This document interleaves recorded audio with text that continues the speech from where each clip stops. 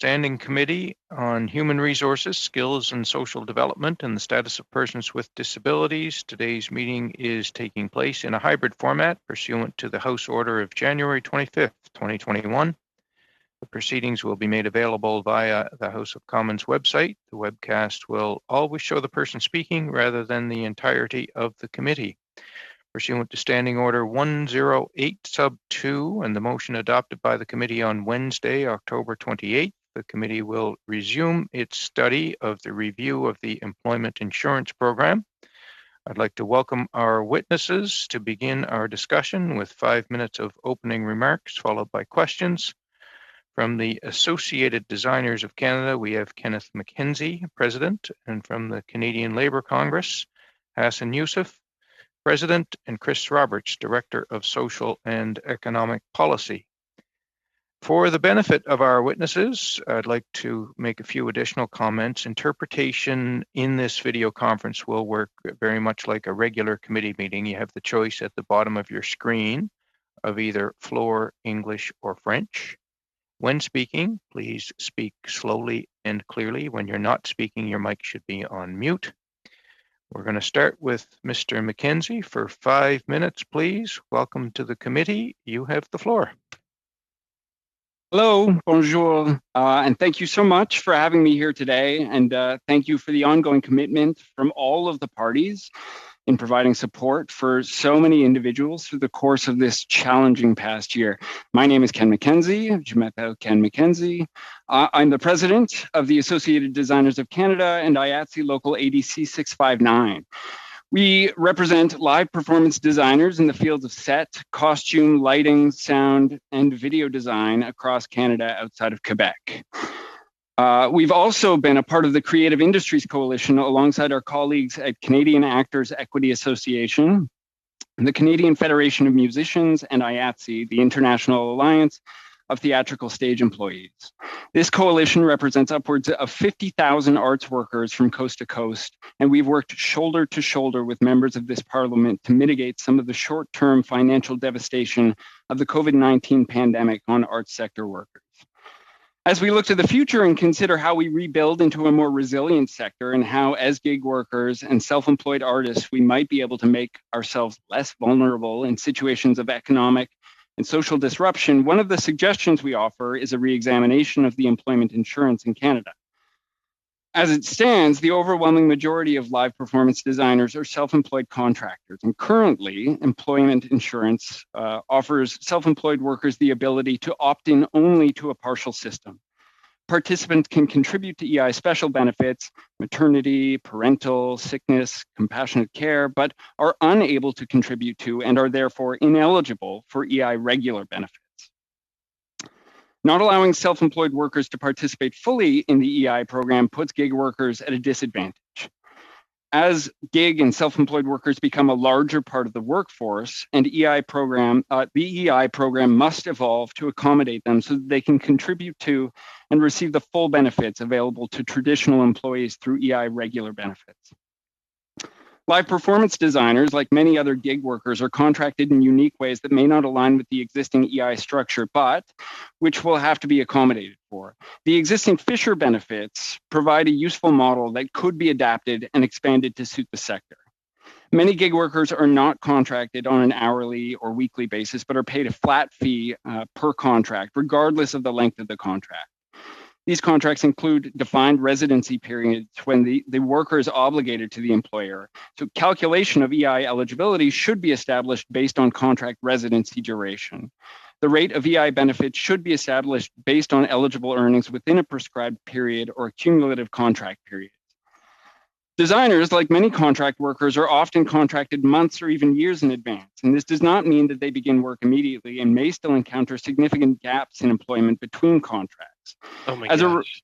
As a revised EI system must allow for workers to be eligible for benefits during these gaps in employment, even if they have future work. Equally, workers should not be penalized for small gaps in between contract residencies, but which are not sufficient to be unemployment. Arts workers, like Fishers, should be eligible to receive up to 26 weeks of EI benefits per period of unemployment.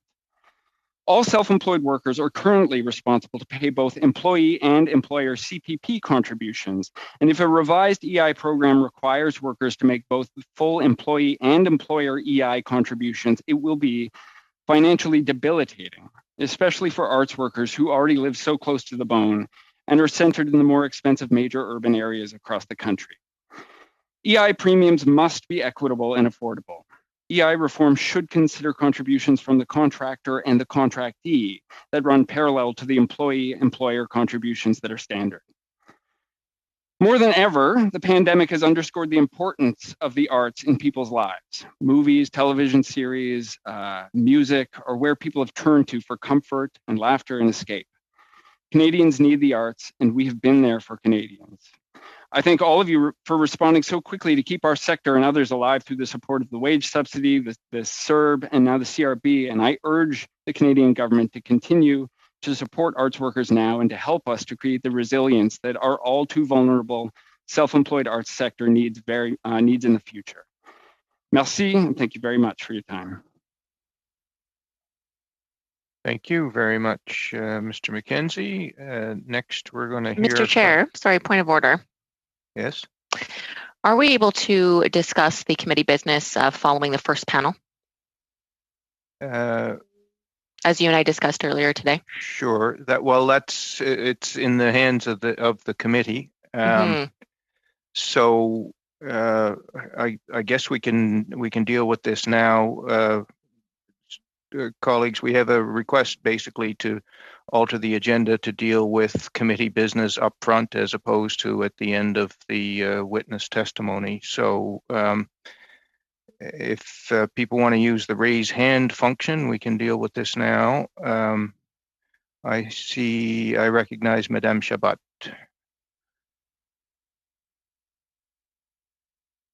Merci. Thank you very much, Chair. I'll be very brief. I am opposed to this change in our business.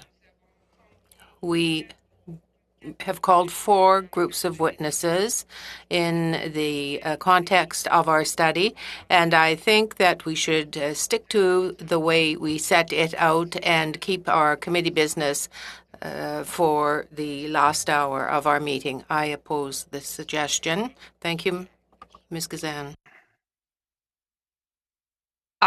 Thank you, Chair. I as well oppose the change in schedule. I think it certainly doesn't respect people who are appearing today as witnesses. And I have other things to do at the end, and I have a colleague coming in for the 3rd hour today that I've arranged with the clerk for the committee business today. So that doesn't work for me at all. I do not support that. Ms. Gazan, Mr. Vallon. Mr. Vallon. Yeah, I agree with my 2 colleagues. I think that we have a schedule and we have guests that are here who have made time in their day. They didn't appear here to watch us debate committee timetables. They've come here to ask us to act on some critical issues affecting the people they represent, and out of respect to the witnesses, and out of respect to again, Madame Chabot, who has been waiting patiently to get this study going. I think we are. I think we have a responsibility to follow the process we have already agreed to. Thank you, Mr. Vaughan. Ms. Dancho?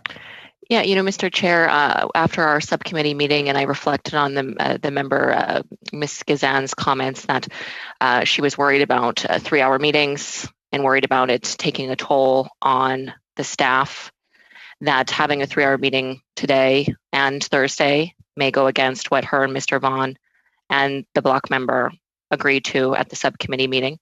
And I will point out as well that the subcommittee report does not, in fact, reflect the schedule that we've been presented with. And just to conclude, the Conservative members are actually supportive of the schedule. So my aim in this is just to say, hey, we're on board with this schedule. Let's not spend an entire hour after committee. That was the aim. Point of order. Point of order, yeah. Okay. Mr. Long? Mr. Long? Chair, I just want to be clear. Aren't in-committee meetings confidential? I think the member's talking about what's happened at an in-committee meeting. I don't think that's allowed, is it? You're right. The subcommittee was in camera, and it isn't appropriate to discuss that in public, albeit when we get to that stage of the agenda, the report will be made public, but at this point it's still in camera. That's a fair point. Mr. I on the Mr. same Don? point of order. Same point of order. Yeah. Okay. Ms. Doncho? If the committee members want 2 3-hour meetings this week, then if that's the will of the committee, and seems to stand in stark contrast to what we discussed. But again, I guess I can't talk about that. So, all right, we'll continue. Very well. Thank you for your patience, Mr. Youssef. Welcome to the committee. It's good to see you again. You have the floor for 5 minutes. Thank you, Mr. Chair, and thanks, committee members, for the opportunity to present on behalf of the Canadian Labour Congress. First, I want to start by thanking the government for providing, of course, emergency income support to workers in need during the pandemic. Nearly 3 million jobs were lost in March and April of 2020. The unprecedented scale of job losses simply overwhelmed the EI system. But it wasn't just administrative capacity. The EI program has been so eroded that a great number of low-paid female, racialized, and non-standard workers would have been left behind. These are the workers hardest hit by the economic shock of the pandemic. These workers will also benefit from Bill C-24 and the extension of EI and recovery benefit that has been proposed by the government. The CLC fully supports a rapid passage of this legislation that's before the House. Going forward, we must address the long-standing weakness in the EI system. The most important task is to expand access and increase benefit levels. In the late 1980s, 85% of the unemployed qualified for unemployment insurance benefit. After regressive policy change in the 90s, about 40% of the unemployed workers are eligible for EI. Eligibility restrictions especially hurt workers in part-time, non-standard work arrangements, such as women, youth, and racialized workers. In places like Vancouver and the GTA, just 1 in 5 unemployed receive benefits at any given time.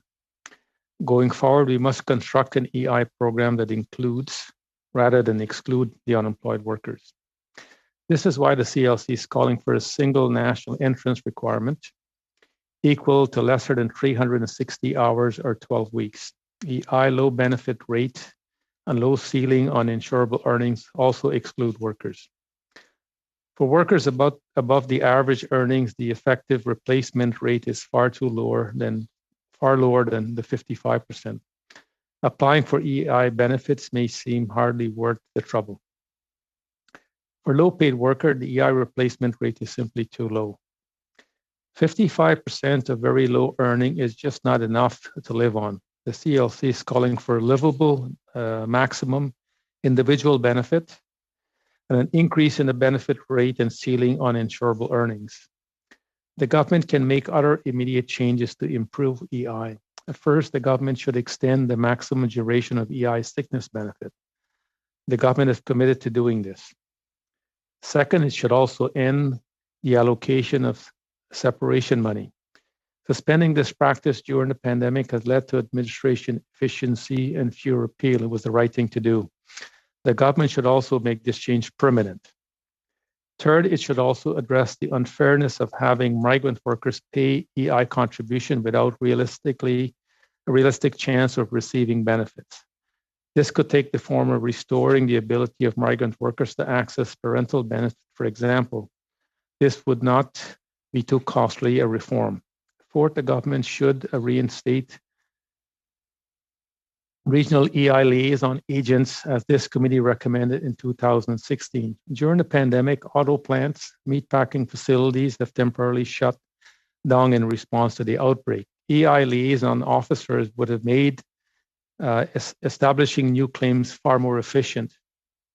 Fifth, the Skill Boost initiative, which lets unemployed workers use their EI benefit while getting training, should be opened up and expanded. In an unemployment crisis like the present, more jobless workers should be able to enroll full-time in education program without losing their benefit. 6, the government should allow true for a commitment to bring back the tripartite appeal system and make it accountable to the EI Commissioner as it once was.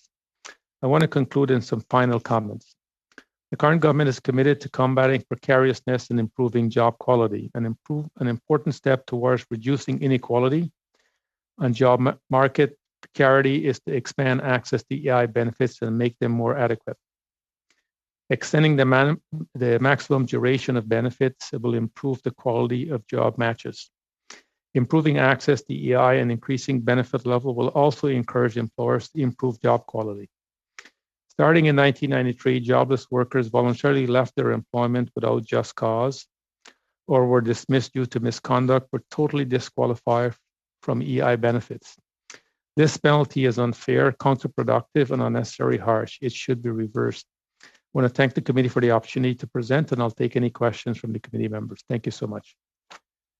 Thank you, Mr. Youssef. We're going to begin now with rounds of questions, starting with the Conservatives. Ms. Dancho, please, for 6 minutes.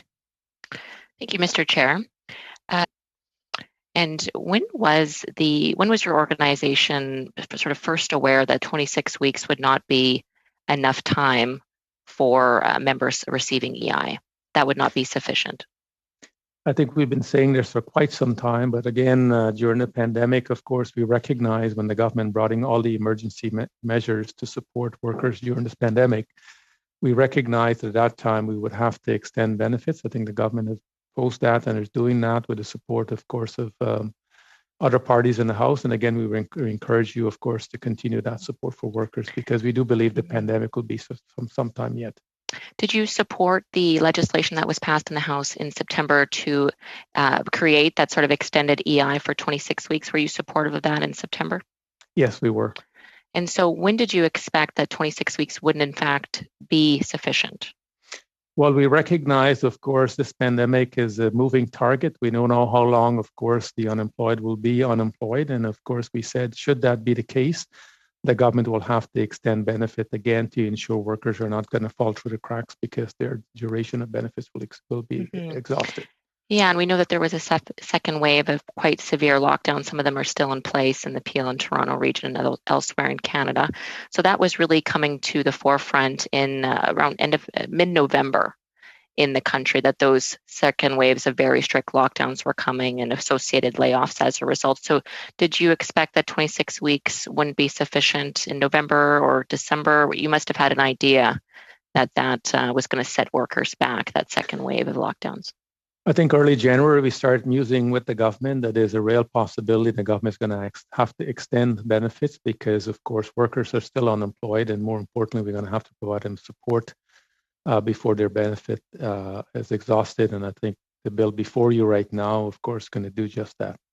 Right. I completely understand that. And I was just wondering, though, if you began talking to the government in early January, were you surprised that they didn't bring forward an extension for that until the end of February?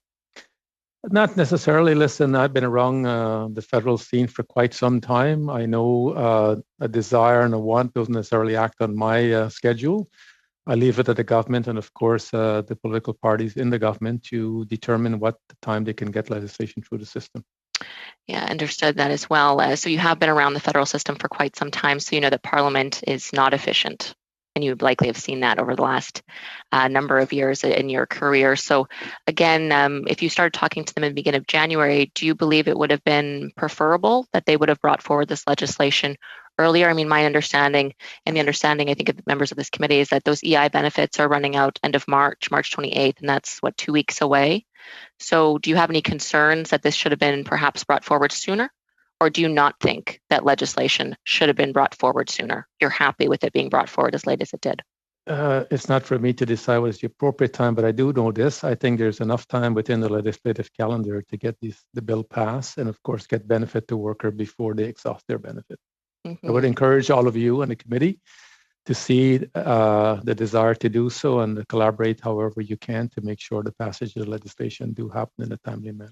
Unfortunately, opposition members don't control really the legislative agenda. That is the House Leader of the government, who is really, in our view, severely mishandled the legislative agenda for quite some time and prioritized strange bills, whereas this one, they've just brought it forward, and yet we're incredibly under the wire to ensure that members don't get cut off on March 28th. And yet, as you know, opposition members have a duty to ensure that they review legislation to a large extent to prevent errors that we saw in the September legislation that allowed vacationers to claim benefits. So had there been perhaps a more normal legislative time for that and other pieces of legislation, and there's been several errors actually. We of course know that pregnant women were left out of the original supports early on in the pandemic. So we see these errors happening when legislation is quickly passed without official opposition oversight that we would see in normal times. And so I'm just greatly concerned that you told the Liberal government at the beginning of January that this 26-week was not going to be sufficient, and yet they failed to bring forward legislation to address that issue until the end of February. So that's a month and a half after you raised the alarm bell. And I'll further notice that when you released your press release that you were very concerned about this, only 2 days later, they brought forward, mentioned to Canadians that they were going to fix this problem, but they knew about it from you since the beginning of January. So I find that all very, very odd, and will continue to pursue why that is that the Liberal government waited so long to bring forward this legislation. And thank you, Mr. Chair. That's all from me today on this. Thank you, Ms. Doncho. Next, we're going to go to the Liberals. Ms. Young, please, for 6 minutes.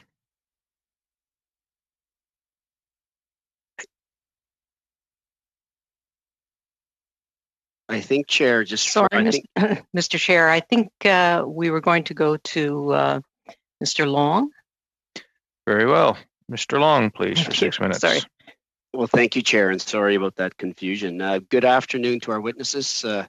Thank you for your presentations, Mr. Youssef. It's certainly great to see you again. I think we first met here in St. John, New Brunswick. You came down to the day of mourning, laid a wreath on behalf of the CLC at the Frank and Ella Hathaway Monument here in St. John. I've been on HUMA now for going on 6 years, and I remember actually the first questions I asked you were about the Conservative union busting bills 377 and 525. That seems like a long time ago, but anyway, look, I want to focus again on certainly the EI benefits and the expanded benefits, and I would certainly concur that our opposition is there to challenge and oppose, but when it comes to impeding the progress of a bill that will affect thousands and thousands of Canadians, I think we all should be very, very concerned. So we're certainly aware in late February, we came forth, Minister Qualtrough came forth with, an extension of the CRB, the caregiver benefit, the additional 24 weeks of EI. We all know how critical those programs are. And certainly I'll say that, we've seen firsthand how critical a strong EI system and EI programs are to support workers, especially during, what I would call obviously a historic crisis, a historic pandemic. Mr. Youssef, my question is this. On February 25th, the government tabled Bill C-24, as we know, which would extend EI regular benefits for Canadians who are unable to work due to the pandemic. Yesterday, the bill was read for a second time, and the Conservatives refused to allow this bill to be sent to committee.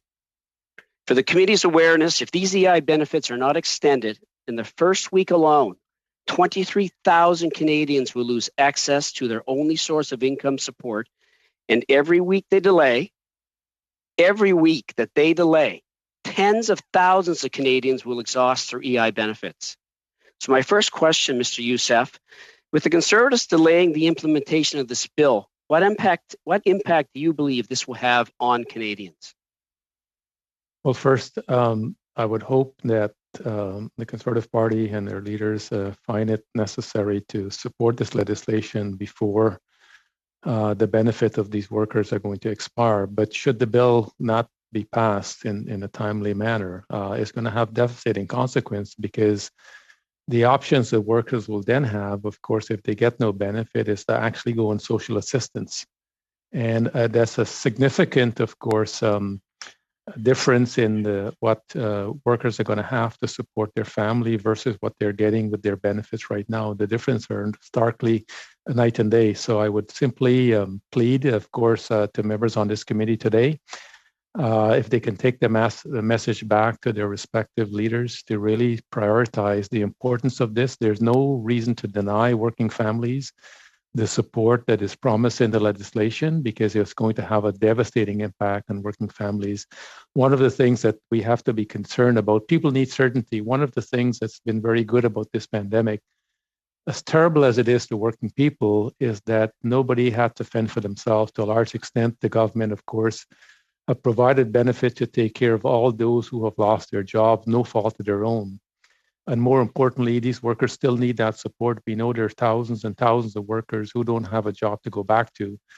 And these benefits are going to be critical about the support they can have to, of course, to maintain paying rent and buying food and supporting their families. So it's critical, I think, for committee members to find the goodwill to support the legislation and get it passed in a timely manner before, of course, the end of March. Thank you for that. Now, I certainly would concur. St. John has a rich union history. A lot of great union members here in the city, and certainly we had calls to the constituency office today to that very effect, about concerned about their EI benefits and concerned where that extension is going and how it was delayed by the Conservatives. Mr. Youssef, of all the urgent COVID priorities, where does the extension of benefits fit on your list? Well, I think it fits as a top priority because, we would very much like for the economy to return pre-pandemic and be even better than it was pre-pandemic. But ultimately, there's nothing better than a worker having a job to go back to, and a job, of course, that could pay them a decent wage to take care of their families. But the benefit priority right now is our number one issue, to extend these benefits, as the committee is considering what changes we can look forward to in regard to reforming the EI system. So our top priority right now is obviously to get the legislation passed in a timely manner, and of course the committee to keep doing its work to recommend to the government about proposed changes that could happen to the EI system going forward. Thank you, Mr. Chair. How much time do I have left? 30 seconds. Just to close off. For the question and the answer. Okay, and thanks for this. But if you had a message for the Conservative MPs in this committee regarding their refusal to support C-24, what would the message be?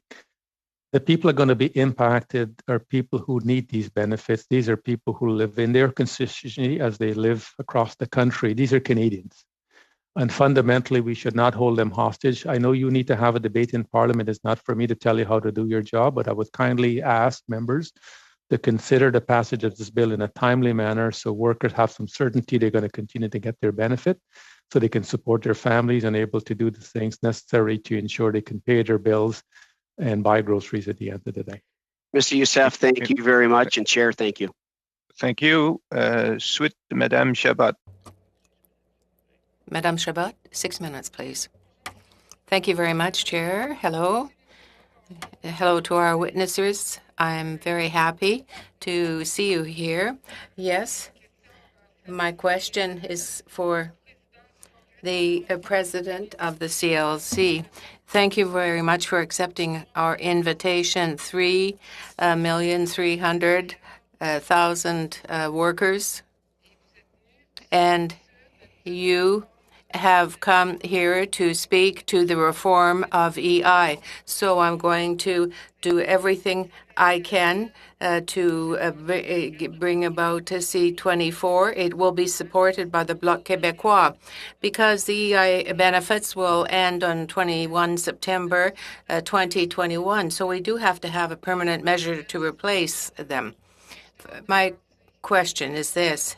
Is it late to think that your proposal for the number of weeks, 50 weeks, you had that in mind beforehand during the debate? This is part of your vision to expand the EI program. Too late. Obviously, the bill contained an extension of benefit for 50 weeks. And I think this is, of course, a recognition, of course, the hardship that workers are going through. No fault of their own because, of course, the duration of this pandemic. And more importantly, of course, as you will consider the reform, I think we need to have a very thorough examination of the duration of benefit that should be permanently enacted in regard to the reform that the members of the committee will recommend and consider. We certainly are recommending that. We recognize, of course, too often than not, workers, no fault of their own, lose their job through a variety of different happening in the economy, but equally we need to ensure that workers are going to have income, and more importantly, as we are going to retrain a lot of workers that may not be going back to their job, we need to ensure we can provide the support for them so they can go and get training at the same time. Merci. Thank you. Now, concerning employment insurance, what type of change would you see? Often people say that EI discriminates against women. What changes would you like to see to have a fairer, more equitable EI system? Well, thank you very much for that question. I think what the pandemic certainly has revealed to a large extent that women are bearing the larger burden of this pandemic. One, of course, the responsibility of family. Despite all our efforts, women still bear that majority of that responsibility. And more importantly, of course, what we're seeing, of course, in how the pandemic, of course, is evolving, women still remain unemployed. And more importantly, of course, as we look to reform, we need to, of course, recognize we should really look through a gender lens how we are going to deal with issues that specifically, of course, affect women.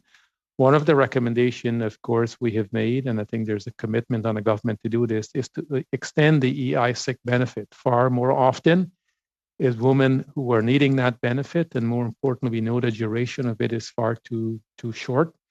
A critical, of course, part of the reform is to ensure we can extend that benefit, especially when we're struggling with surgeries or cancer treatment, that the need to ensure we're going to continue to have support and not lose that support because we're still struggling with the recovery when we're going through sickness. So that will be one of the issues.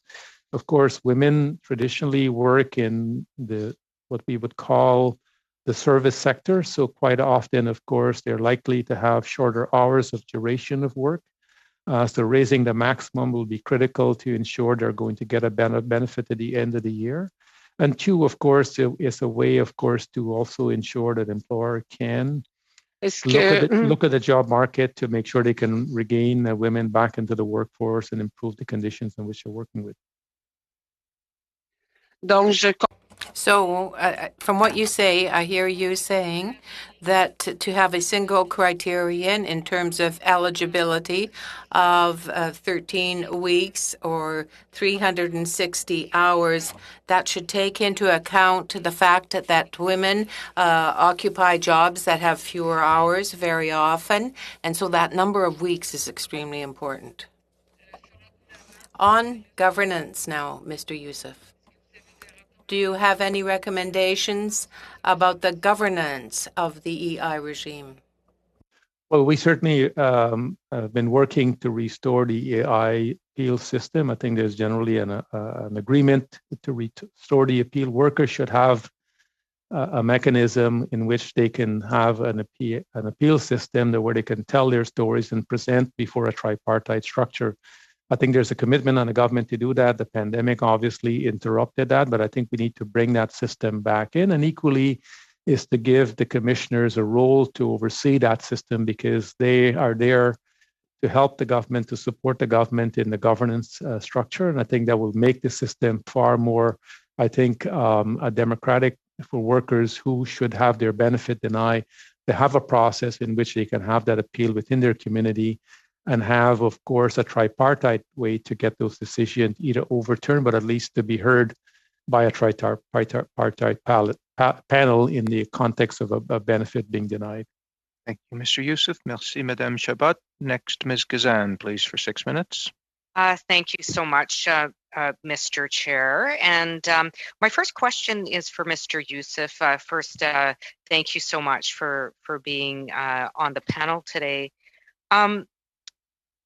One of the things that the NDP has been proposing is to extend sickness benefits. We know with COVID, even individuals that have contracted COVID, we don't even know the long-term impacts, health impacts that result from getting COVID-19, as an example. You indicated that you do support moving the sickness benefit, increasing it to 50 days. Why is this critical? Well, there's two different ways. First of all, right now the sick benefit for COVID is 2 weeks. And some workers may have already taken advantage of that. I think in this upcoming Bill C-24, the government has extended that again for additional time should workers need that benefit. But I think we've got two problems in this country overall, and I want to speak to it so at least there's an appreciation. I think many of the provinces, there's only three jurisdictions in the country that have some form of what is called sick days under employment standard legislation in the country. It's in the federal system, we've got sick days, a small number, 3 days. And certainly, I think we can make an argument why that should be extended beyond that in the federal code. The province of Quebec, of course, have sick days, of course, in their employment standard legislation in the province of Quebec.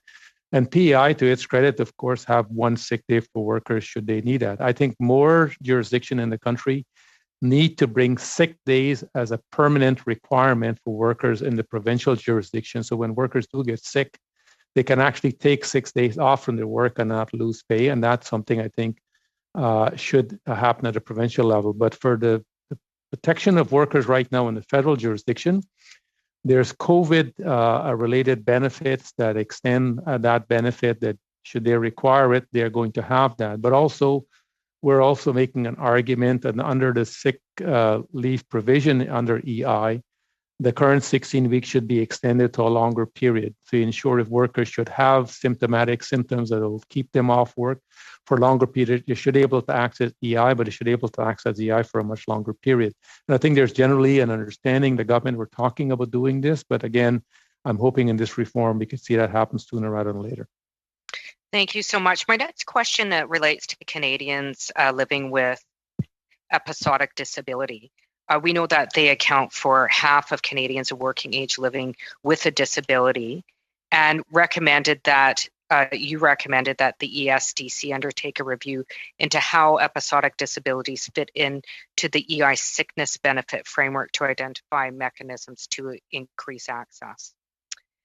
So we know that effective disability support is a prerequisite for meaningful income support, which enables Canadians living with disabilities to meet their most basic needs. Yet this still doesn't occur in Canada. And I think we can all agree disabled persons were one of the groups that we talked about, people being left behind. We're left behind before, but we're just horribly left behind during the pandemic. Your proposal addresses episodic disability and the potential to include this in the EI sickness benefit. Can you explain the benefit of taking your proposed approach and what happens to Canadians living with chronic disability? Maybe I can turn to my colleague, Chris Roberts. Two of us have been working on this file. Chris, if you don't mind, could you please?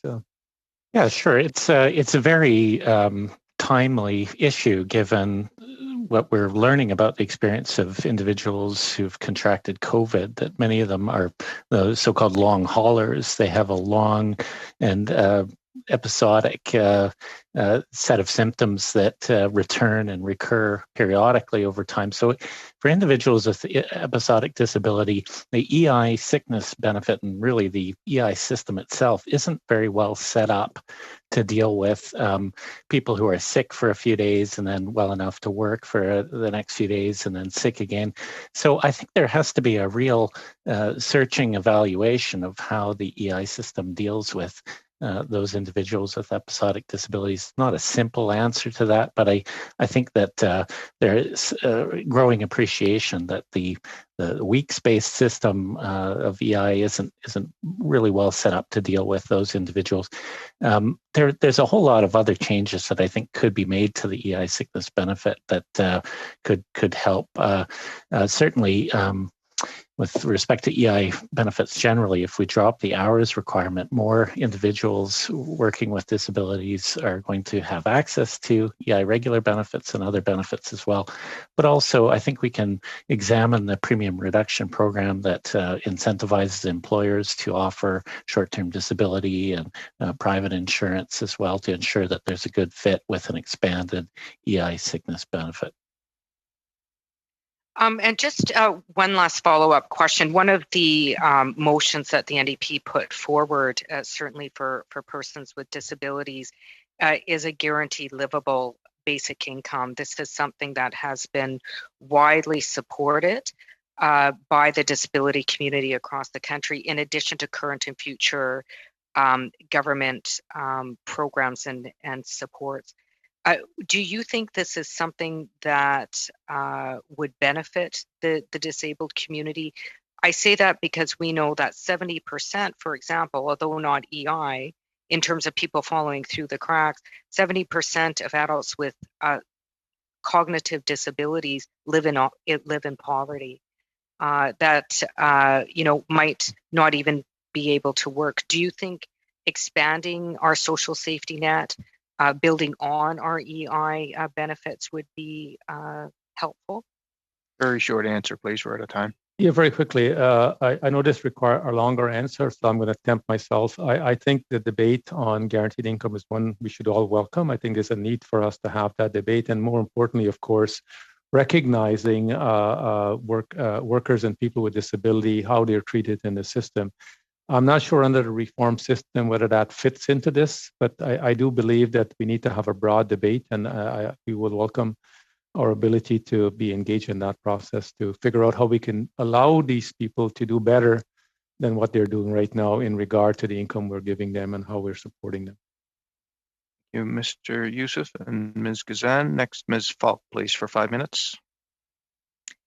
Thank you, Chair. And I would like to thank both of our witnesses for the testimony that you have shared today and also the contributions that you are making to this study.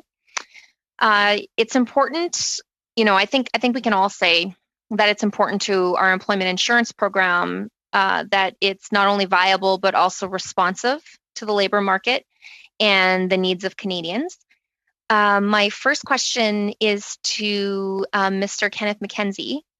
Given that much of your membership is self-employed, I'm interested in your comments on how your membership fits into the existing employment insurance framework. And so go ahead. Well, I was just going to say, currently it's not an ideal fit unless they opt in. That's the only scenario in which they can get any of the benefits, and those are just the special benefits. Yes, for sure. So I guess my follow-up to that is, do you have any insight of how many of your self-employed members opt in to the EI program? It's a very small number because I think the numbers don't add up. It's first of all, generally the workforce doesn't. They usually have partners that help them deal with things like parental care. I don't know anybody in my of my colleagues who has actually taken time off from work. I think just taking that money, the contributions that are required to be made for those special benefits, it's too much of a toll. It's hard to access for people who are, as I said, working so close to the bone. So is it fair, I guess, to make the assumption that that would be their hesitancy or rationale for not opting in? Just, taking that money, possibly not using the benefit if needed? Yeah, I think if it were mandatory and if there was some guarantee around it, then I think that there would be more people who would feel confident in opting into it. or obviously if it's mandatory, they don't have to opt in. But if there was more guarantee around it, but this is like insurance, right? If any of these things happen. And so that kind of insurance is something that nobody knows when they're signing up whether or not they're going to need that health insurance. And there are other avenues to get that kind of insurance. I guess I would also be interested in knowing too, just among your membership, if there's a difference with women versus men opting in. Just with women being child bearers and having children and that type of thing. I do know we're kind of into this stage. I'm an example of it. My husband's actually taken parental leave a couple of times, so he's kind of the odd guy out, but it's starting to change. A lot more men are accessing that. I guess I'd be interested in knowing if you notice a difference between men and women paying into that, or is it just, again, the risk that they take of? I would say that I don't actually have those numbers, and I could get those numbers, but I could tell you anecdotally that I do notice the same shift that you're talking about, that there are more fathers who are engaging in the childcare than there used to be. Yeah, and so would you think, or would you, I guess, since you're in the community, would you say that people want to be involved in the EI program if there was like a type of guarantee or something that they would have? Yeah, and I think it would also be contingent. There is a lot of hesitancy around the idea. People are afraid that it would be the same thing with the CPP, that they would be required to make both the employer and the employee contributions. And that would be, for a lot of my colleagues, that would be a deal breaker in supporting it, because that would just be too much of a toll. So if it were just the employee contributions, I think that there would be support. Okay, and I have time for one quick question here. I'm just wondering, from your perspective, has the COVID pandemic changed the level of interest in the EI program for self-employed members going forward? Has their senses been heightened in, I should be putting money into this, or wanting to put money into this? I definitely think that there's been a huge amount of recognition in the support that they've gotten from the government over the past year. I would say within the first 2 weeks to a month after the pandemic began, most of our membership were in an emergency situation. And they recognize that actually this conversation moving forward really does involve them. And it is something that, in spite of the fact that they haven't been engaged with, they should really start to prick up their ears. And we've certainly been pushing the idea that this is something we should look to reform and try to gain a greater access to. And so I know for sure people are paying more attention. Whether or not their interest is maintained will depend on whether or not they feel that those changes are moving in the direction that are welcoming to them. Wonderful. Thank you, Mr. McKenzie. Thank you, Ms. Falk. Next, we're going to go to Ms. Young, please, for 5 minutes. Thank you very much, Mr. Chair, and thank you to both of our witnesses today. Mr. McKenzie, I wanted to give you a chance, an opportunity to comment on something that my colleague, Mr. Long, brought up with Mr. Youssef earlier on about Bill C-24, and realizing that EI doesn't cover all of your workers, but it is a very important discussion that we're having today. And back on February 25th, the government tabled Bill C-24, which would extend EI benefits for Canadians who are unable to work due to the pandemic. And yesterday, the bill was read for a second time, and the Conservatives refused to allow this bill to be sent to the committee, even though my colleague on the opposite side of the House here had said that it was a straightforward bill.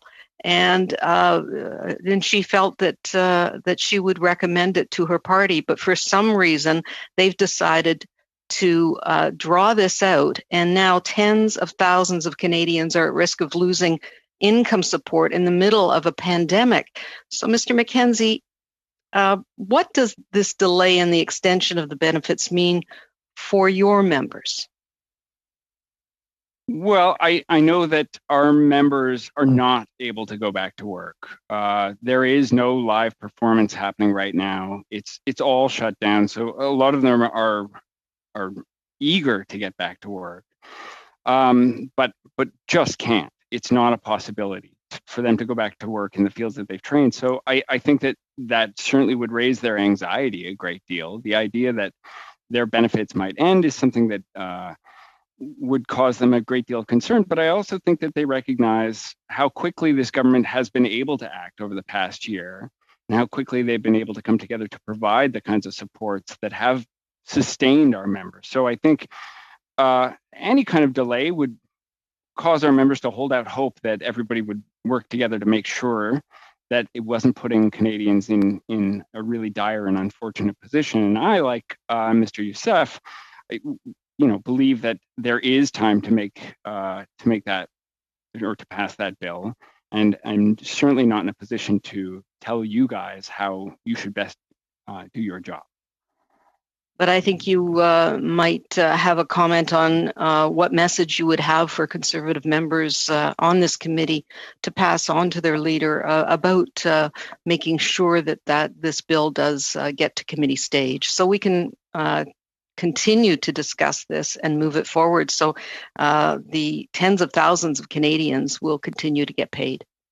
I would certainly urge all parties to take that message to all of their leaders, that this is something that is important to a lot of our membership, to a lot of arts workers across Canada, and they are really dependent on the actions that are taken over the next couple of weeks by the Canadian government. So that would be the message.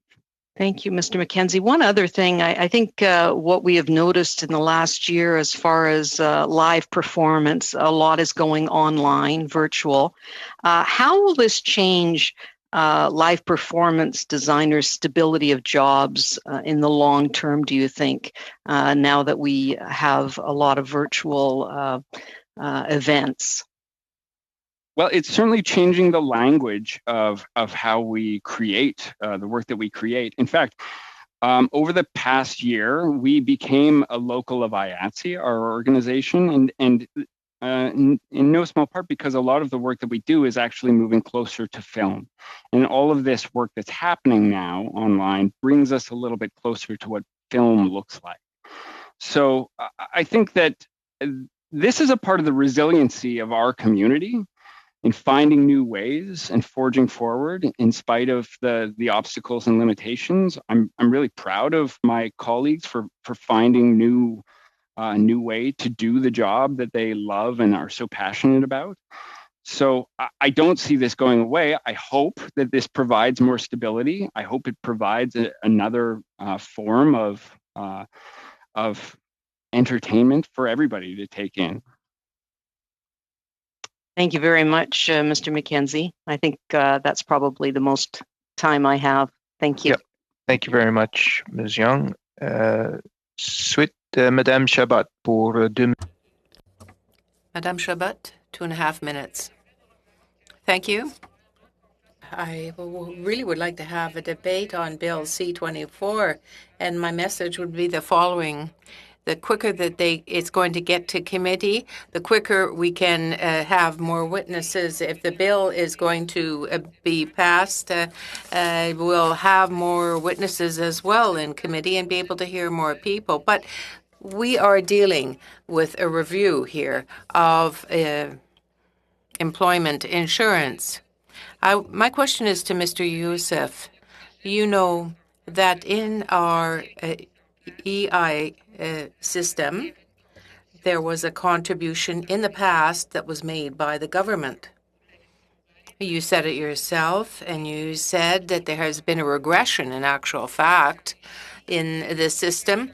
And so in your vision of funding reform for the EI system, should the government start to contribute again to the system? The system certainly was initially seen as a tripartite system, where we as workers, we weren't the only one paying, government was also contributing. And I think that's part of the discussion we should have about, should the government be playing a role? Because EI, of course, is not just about getting benefits to the unemployed. It's about training. It's about other programs.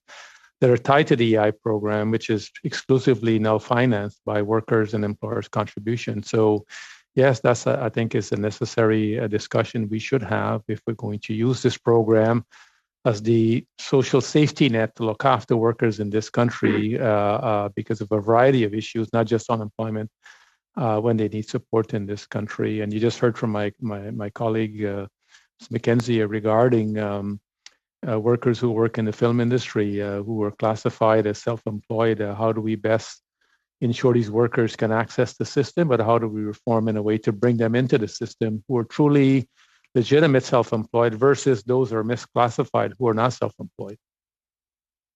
Merci, Madame Chabot. Thank you, Ms. Chabot. Gazan, please, for 2.5 minutes. Thank you so much, Chair. One of the recommendations, my question is for Mr. Youssef, is to raise the benefit level to a minimum of 60% and set a floor of $500 a week.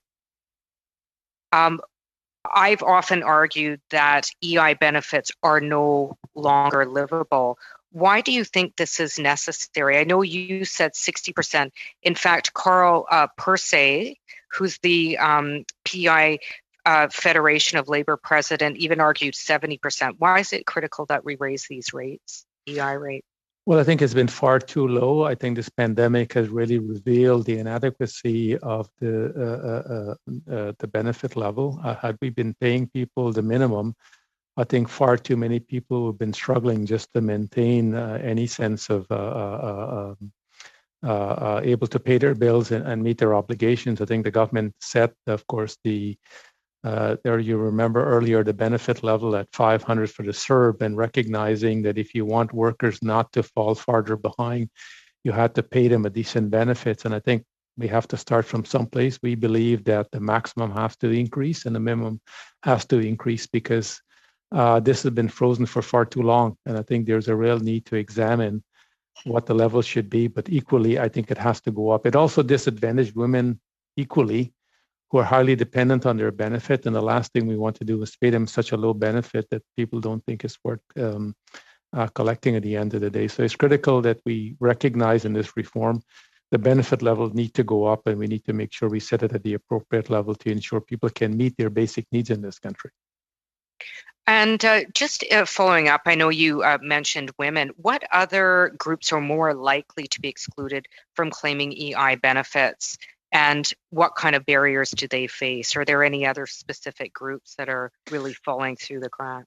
Well, workers of color and young people are the two other groups we should be very concerned about. We have done, you look, prior to the pandemic, we finally got youth unemployment in the single digits. Now it's back up in the double digits. And I think, we don't want this to be another lost generations where they don't get back. Equally, I think in many urban centers, workers of color who have been on the front line, providing the services to Canadians during this pandemic, and I think we have seen with the statistics that SATCAN are now providing every month, they're not doing so well in the recovery, and they're not doing so well in the unemployment levels of this country. So we're going to have to take that into consideration if we want to lift those communities out of poverty, but equally ensure that people aren't falling farther behind because they end up being on unemployment insurance. Because they've lost their job. Thank you, Ms. Gazan. Thank you, Mr. Youssef. We're going to go back to the Conservatives now for 5 minutes. Do we have a volunteer for the Conservatives? I can go. Okay, Mr. Vist, please, 5 minutes. Thank you.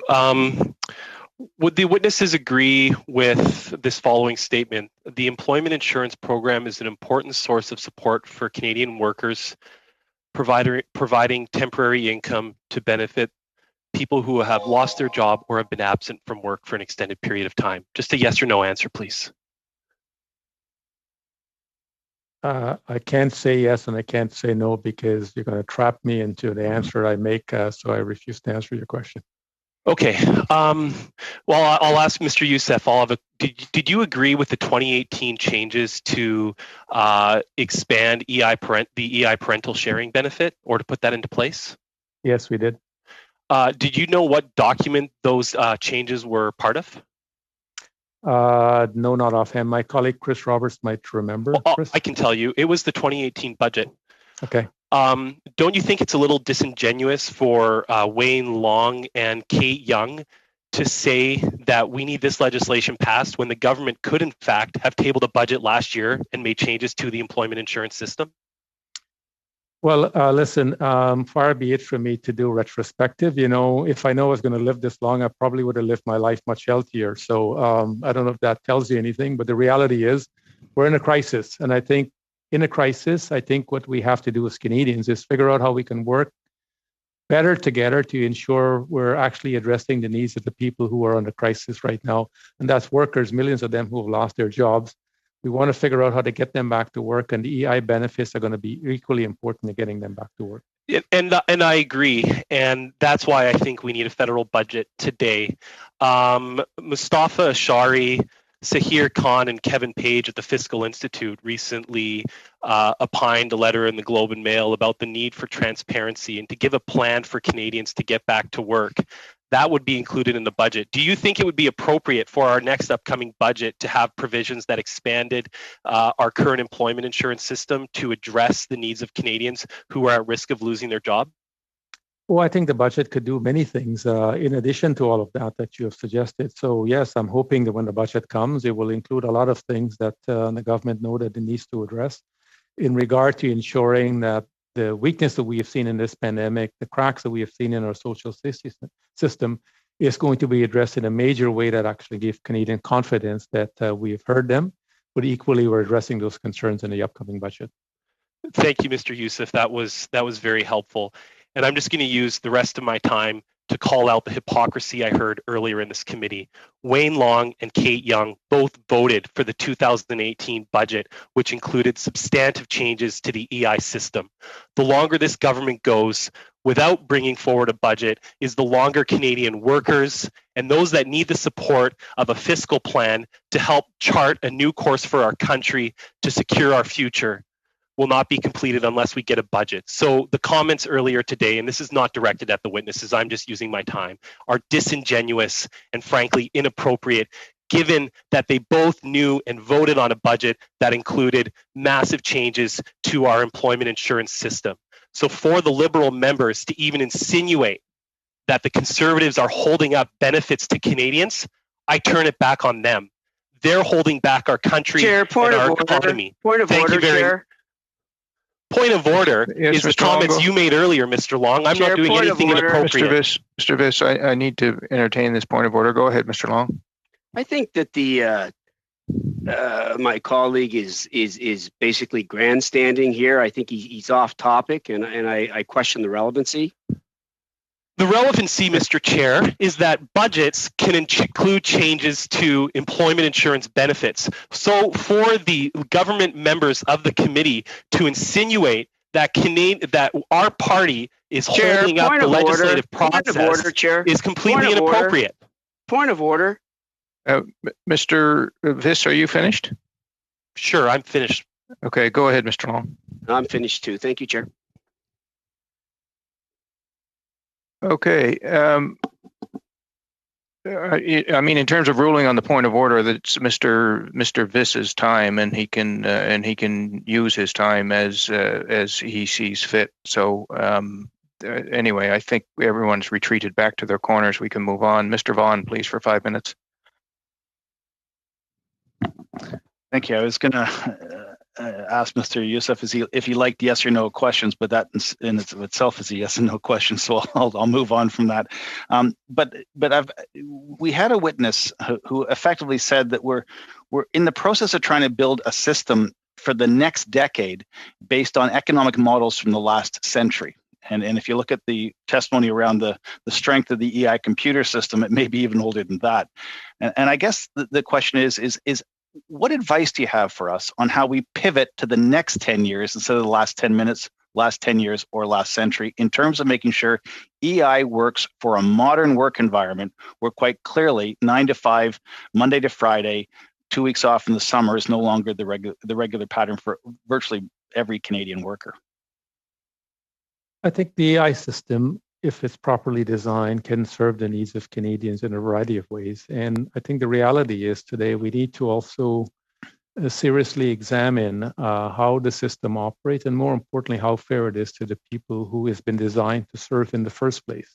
That is workers who lose their job, and more often workers who may require reskilling because their job is also changing at the same time. It also recognize also there are many different groups of workers within the economy. How do we ensure that it's fair for all those workers at the same time?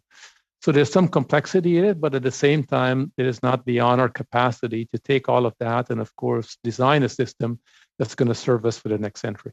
And you recognize that there are regional differences in terms of cost of living, in terms of cost of transportation for people in, say, the resource sector, but at the same time, cost of housing in large urban centers. Do you still support a regional approach and a breakdown of regional approaches to the way in which payments are made to workers? Should it be modeled around their cost of living, or should it be one size fits all for all Canadians? Well, I think one thing we would differentiate is to say that we need to have a common entrance requirement that allows for some fairness across the system. Recognize, yes, there are some sectors of this country that we're always going to have a part of the economy is very different than the mainstream. But at the same time, I think what we have seen in this pandemic, had we not taken the steps, the government, had not taken the steps to treat Canadians in a fair and equitable way, we would have had a very disproportionate of people, of course, who would be struggling right now. So I think in that regard, I think we need to have a common entrance requirement, and more importantly, try to put some floor under the EI system so all Canadians can assure that if they're paying into the system, they know they're going to be treated fairly. Recognizing, of course, we're hoping we can build an economy that's resilient for all Canadians, regardless of where you may work, but equally, you can improve your skills over time to ensure you're always going to be part of the economy. So I'm interested about the skills piece, because we had Michael Corrick, who was a professor originally from Ottawa, but now teaching in the States, who talked about the concept of having an EI account as opposed to a wage supplement. In other words, you could draw from it when you needed, and you could replenish it as part of your contribution. Do you support that kind of an approach as a reform, or do you think that the existing system just simply needs to be tinkered with? Well, I think workers should be given the opportunity to get training on a continuous basis, because I shouldn't have through EI, not just because I lose my job, because at the end of the day, the more equipped skills, the better off in the job market at the end of the day. And I think we always want workers to have skills that are adaptable to a changing economy. So it's critical for us to recognize the skills piece as an integral and important part of it, but equally we need to find ways to how we can make sure workers can access it. And do we need to move away from why you choose to access EI into how you access EI? And secondarily, on top of that, do we also need to build a system that we had a previous government, every time you talked about a CPP supplement from either the employer or the wage earner, that it was a tax, when in fact it's an insurance premium. But do we need to move away from this notion that this kind of support is a tax, and instead look at it as an account you pay into and an account you pull out of when you need the support that you've in fact provided for yourself by working? Well, I think all Canadians would recognize right now, especially all that have benefited from all the programs the government have brought in to make sure they had income, that we need the social safety net and we need it to be strong. And ultimately, we have to pay for it. Workers and employers have been the one basically funding the system. And I think we need to ensure that there's an equitable balance in regard to how those two match. Of course, the federal government can play an important role, but equally, I think on the other side, it is a program that's there to support workers with income when they lose their job, but it's also a program there to support workers with income when they're going back to get training at the same time. Which improves the workplace performance. And it also improves the economy, because the more equipped I have with my skills, the more, of course, the economy is going to have workers that we don't need to, they're here to support the industries and the jobs in this country. Thank you, Mr. Youssef. Mr. Roberts, Mr. McKenzie, thank you so much for being with us. Thanks for your patience. As you can tell, we're in a highly charged environment here, but certainly the measured way in which you handled yourselves is greatly appreciated. Membership. Thanks for being with us and for helping us with this study. We're going to suspend now as we bring in our next panel of witnesses. thanks again. Appreciate you being with us. Thank you kindly.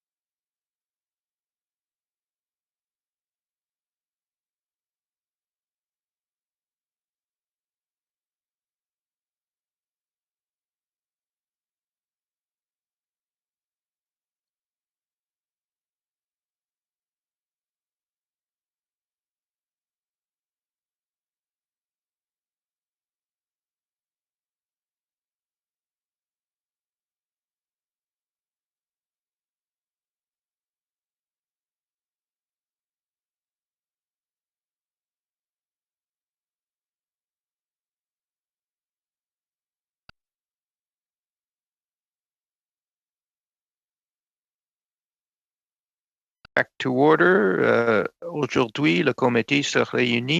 The committee is meeting today in the context of its study of the review on employment insurance. I would like to hear our new witnesses, but before giving the floor to you, I'm going to name you when you are ready to speak. You will activate your microphone or close it. Is provided on the bottom of your screen. You have the choice of either floor, English, or French. Lorsque vous parlez, exprimez. When you do speak, please speak clearly and slowly. When you do not have the floor, please mute your microphone. I will now like to welcome our witnesses to continue our discussion. 5 minutes for preliminary presentations followed by questions. We have the Fédération des travailleurs et travailleuses du Québec, Denis Bolduc, General Secretary. Federation of Labor, Carl Percy, President. On va commencer avec. We will begin with Mr. Bolduc, 5 minutes. You have the floor, Mr. Bolduc, for 5 minutes. Welcome to our committee. Thank you very much, Mr. Chair. Ladies and gentlemen here, I'm very happy to be here today to speak to you about the employment insurance program. I have to say that at the FTQ, we are really banking on the this government's reforming the program. I can also say that the union movement in Quebec is with us on this. The four major union groups, the FTQ, the CSN, the CSQ, CSD, are all with us. We are singing from the same songbook, from the same song sheet. I can't speak for them, but I think that we are all on board. I have to say that really what we're talking about is a guarantee of human dignity here in terms of the program. Yesterday was International Women's Rights Day. Everybody was talking about it. The media was talking about it. And in fact, yesterday, the Statistical Institute of Quebec pointed out the fact that there is a gap of some $3 an hour in the pay for the same job that is done by men and women. This is one of the elements that has really brought us around to looking seriously at the changes we would like to see in the EI system. And indeed, in addition to being less well paid, women are overrepresented in many atypical jobs. For example, tourism, hotel, seasonal jobs, restaurants, the hospitality industry, fisheries. And the fact that the women are doing this type of job makes it difficult for them to acquire the necessary hours and have the necessary adequate income replacement level that they should have under the program. This is a type, if you like, of discrimination, and we want them to have an access which is not discriminatory. The health crisis that we have been living through has made it very clear how important employment insurance is. There have been hard times for people, very hard times, and there has been inconsistency in the program. It's become clear. In the course of the past year, the government has had to put in place emergency programs, and indeed, access was made easier due to simplified rules. But from one day to the next, when you find yourselves in a precarious situation, you want to be able to access a program.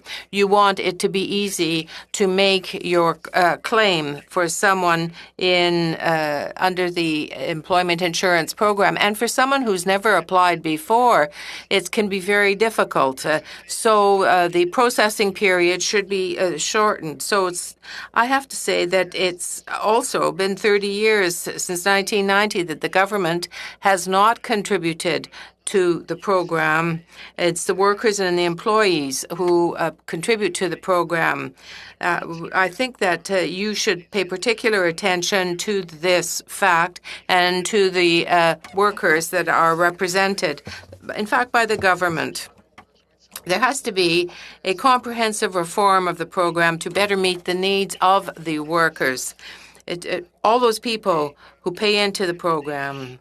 And I just want to take this opportunity, given that I'm here today, to tell you that as far as the FTQ is concerned, the extension of the program is very important. We want to see a change of 26 to 50 weeks, brought up to 50 weeks for eligibility. And we know that the support has to have unanimous support of parliamentarians, but still, I know many men and women who have been in great difficulty because of the pandemic. They call us and they say, we've lost our jobs. We're waiting to be called back to our jobs. When would we be called back to our jobs? I think that parliamentarians should understand their situation and should act in consequence thereof with dignity. Thank you, Mr. Bolduc. Welcome to the committee. You have the floor for 5 minutes.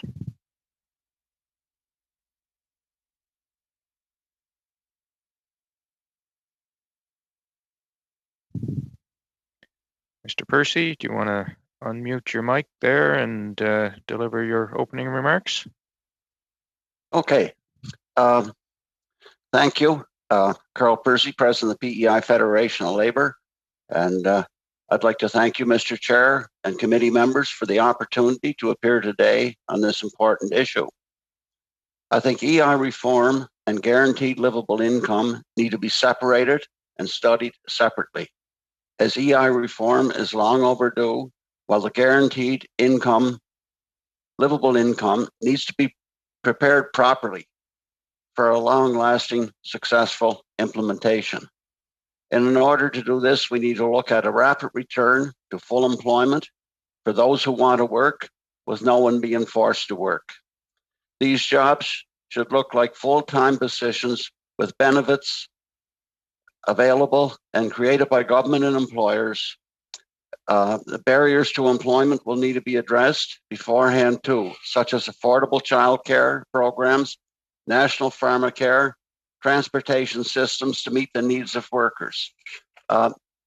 These needs must be addressed prior to the full program rollout, and if we don't address these needs first, the program will not succeed. Now moving on to EI. A complete review of all aspects of the system is well overdue and must be completed immediately. EI needs to consider all workers that are currently not eligible, such as independent contractors, gig and migrant workers, etc., with a short and long-term plan to provide comprehensive and permanent reforms. The zone issue needs to be fixed here in PEI, as well in other areas of the country that have seasonal work. Small communities of 50 people are divided by the center of the road, with one side in one zone and the other side in another. PEI should only have one zone because of its size, as workers from different zones often commute to the same place to work. One worker is able to draw more money for a longer period of time, while the other has to work more hours and qualify for less EI benefits and draws for a much shorter period of time. Other things we need to fix in EI: we need to ensure all workers have access with one qualifying rule of 360 hours or 12 weeks for all EI benefits, with a floor of a minimum of $500 per week or 70% of their wages, whichever is greater. Workers should also be able to draw for up to 50 weeks, with the combined benefits to a maximum of 104 weeks. This way, workers can qualify for unemployment benefits based on the same hours of work used to qualify for special benefits, as EI sickness, quarantine benefit weeks must also be increased to 50 weeks. We must also ensure justice and have a fair appeals process for all benefits. Working while on claim needs to be changed and not deducted dollar for dollar, as this discourages workers wanting to work for short periods, causing employers problems and making it difficult for them to get employees to work a day or two at a time. Workers who aren't happy with their employment situation and wish to better themselves by furthering their education should be able to do so and still qualify to receive benefits. This will also open up the position that they left for someone else to fulfill. The clawback of separation monies must end, as this is a benefit that workers have been paying into over many years of their employment, and so it should not be deducted off their unemployment.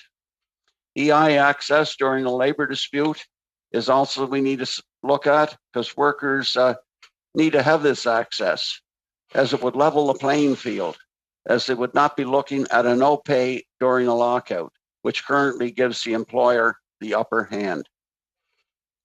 Training money spent also need to be reviewed because some employers are using it as a revolving door to terminate employees that have reached the red seal and hire new ones to receive more training funds. These firms are only accessing the funds to train apprentices. They have no intention of retaining fully trained or certified employees. We also need to ensure labor is involved in meaningful social dialogue on LMDA spending at the provincial level. We need to establish a multi-year core funding for unemployed work centers in the provinces. We need to return to a fully tripartite Board of Referees model for first level appeals. We should also ensure the protection of francophone rights for those living outside Quebec to receive services from the government in French. The EI Commission must be given a mandate to proceed with a comprehensive review of the EI program with a timeline to present the changes to government. The federal government must extend COVID-19 income support until the end of the year or the official end of this pandemic. Thank you for the opportunity. Thank you, Mr. Percy. We're now going to begin with rounds of questions, starting with Mr. Viss for 6 minutes, please. I'm giving my time to Mr. Tucker, please. Mr. Tucker for 6 minutes, please.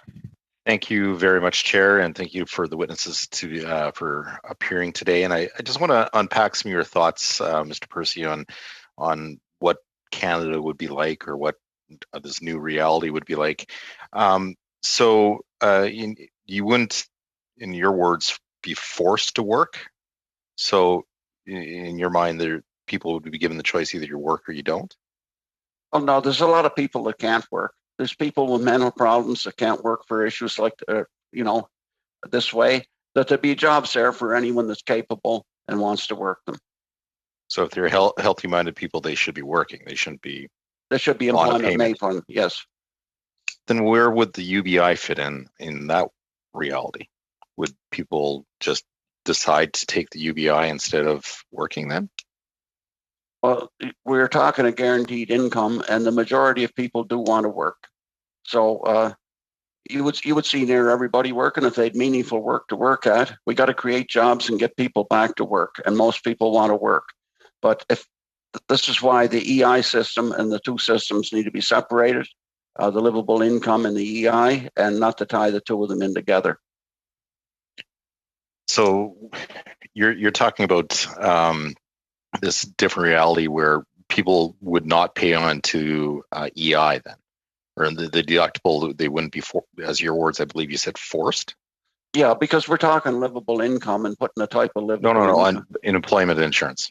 In employment insurance. Yeah, it would all come under employment insurance in the end, but just for the study purpose, I think the two things should be separated. Okay, so just back to the deductible side of the EI, I didn't hear you right that you said the workers shouldn't pay the employment insurance deductible. That's not what you're proposing. No, the workers pay into unemployment insurance. It's and employers pay in, and I think really because of the programs that are being delivered, I think the government should be paying a portion into this too. And the government would get those dollars from where? Where they taxes used to get from the employees. So we would have a tripling effect on things. And maybe to talk about, you talk maybe the leadership in PEI of your movement is all for this, but do your members don't mind paying more be it union fees if they increase? No, that wouldn't come out of union fees. Most of the ones that do have they problems complain with though? this, Do they have issues when union fees go up? we usually don't. Complaints? We haven't raised union fees for years here. Partially because people don't like additional fees coming off their paychecks, I would assume, right? Yes, but this would come out of general revenue where money for everything else comes, the part that government pays in. They could realign some of the spending that's being spent on other issues and put it into the unemployment fund. so they would take more income tax or take that income tax off that check and then back end it over. Because I do have concerns that any enhancements, we got to keep EI sustainable. And we're talking about stretching this out to almost a year that you could be on EI with made up from keeping it whole would be deductibles. So you're going to have, you don't think that there would be some pushback with your members that the EI premiums would go up? No, if the government was to pay some, the EI premiums would not go up. And some of the businesses that are paying no money now in taxes with offshore accounts and not paying taxes, if they were to pay taxes the way the rest of us and the workers are paying taxes, we wouldn't have this problem. So you believe if we change the tax collection system that somehow we'd be able to expand these benefits to a point where what's been highlighted up to 50 weeks, not have additional dollars that would come off an individual's paycheck, and that if you weren't in the ability to work, you would be on a guaranteed income system of some sort, and the government would pay for this by collecting taxes that they aren't collecting right now. Yes. And I think this as a program would pay for itself in the long run of about 10 years, that it would be zero costs for the government on this, because people would be all working, then they'd be paying more taxes on what they're working, and everything would be great, and everybody would have a higher standard of living. Utopia. But the problem is that even under this government, they have attempted to raise rates and have received less dollars, which means that more Canadians have to use their paycheck portion to make up a portion of the shortfall. So I would be very cautious on what the impact of individuals would be with changes that were being proposed, because their deductions are going to go up, and what would ultimately have is less families with less money to take care of their families if we went down this path. No, I think that's all for the questions today. Yeah. Okay. Thank you, Mr. Tucker. Next, we're going to go to Mr. Housefather, please, for 6 minutes. Thank you, Mr. Chairman, and thank you, Mr. Percy, for your work for the workers of PEI. Et merci, Monsieur Bolduc, pour votre travail. And thank you, Mr. Bolduc, for your work and the work that you've done for workers in my riding and throughout Quebec. I would like to begin where you left off. I saw yesterday that in a press release, the FTQ rather, was speaking to and calling for the solidarity amongst federal parties to help all workers. I agree. The bill should be before a committee. Have you thought about what could happen to workers if they are deprived of the benefits because we are not able to pass legislation before the existing legislation expires? Yes. Well, that's a question that really is of great concern to us, and that's why I spoke about it in my introduction. It's a concern, a great concern for people who've lost their jobs and who don't know when they're going to be able to go back to work, when they'll be called back. There are some in the aeronautics sector in Quebec where the totality, all the air crew who come under the FTQ have lost their jobs, whether it's Air Canada, Transat, or any other air carrier. They still don't know when they will be able to go back to their job. And the same in the aeronautics sector. And for the tourism sector, which was really hard hit, very much affected. There's only about 5% in Quebec now. And so I hear these people talking almost every day. And to date, the EI, they say the EI benefits are going to end in March. Then what am I going to do? What am I going to do? We have to listen to them. We have to really listen to them, and we have to be able to see that there is an extension up to 50 weeks for benefits, EI benefits. We agree with that, and we hope that that's what will happen, that this will become a permanent provision, 50 weeks. We'd even like 52 weeks, but we'd be happy with 50. Well, yes, I'd be happy too. And I'm happy that you also think that this committee is quite capable of looking at the bill, studying it, and we should do so as quickly as possible so there's no interruption of benefits. My colleague, Madame Chabot, has brought forward this study, and it really is an excellent study. The replacement of adequate income. Well, what do you think it should be? 50, 55%, 60%, 65%? Can you give me an idea of what type of figure should be used and attached to this in the reform? Yes. First of all, I think it's very important to to amend the eligibility criteria. In the past, 25 years ago or so, it was 8 out of 10 people that were able to get in, and now it's only about 3 or 4 of those who make a claim. So certain complete categories of people have been excluded. I'm thinking about women, immigrants, young people. I would have liked to even heard mention of a systemic bias that exists that puts these people in an unfavorable position. Pre-pandemic, for example, a woman who worked 20 hours a week on a part-time job, because that's often the case, needs 35 weeks to qualify. A man who works 30 only needs 17 weeks. So, and yet both of them are paying in about the same amount into the program. So you see, there's a problem here in terms of eligibility. The number of hours worked, the number of weeks at work, 12 weeks insurable.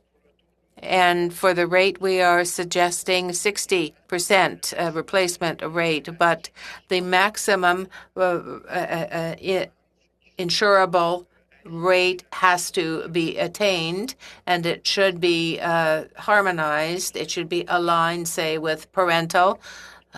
Maybe the figure I have in my head is some $83,000 right now, because there are people, and here I'm talking about the aeronautics sector, and it's the case in the petroleum sector. With the present rules, there are people who find themselves with 25% replacement rate of their salary. And when you have a lifestyle that, and when you're used to spending a certain amount of money, and then all of a sudden you find yourself with far less, well, there are problems. Thank you. Thank you, Mr. Housefather. Madame Chabot. 6 minutes, Madame Chabot. Thank you very much, and thank you, witnesses, for being here with us today. It's very interesting to see the proposals that you are making to solve this future reform that I hope that we will see sooner rather than later. You are quite right when you say it's been at least 15 years now that there has been a proper review of the system in terms of eligibility. That's already been quite a problem. I'm going to just close the debate on C-24, but I do feel I have to say that the Bloc Québécois is not going to in any way hinder the expedited passage of that bill for all the workers. But life being what it is, we want to move ahead as quickly as possible on the bill. Mr. Bolduc,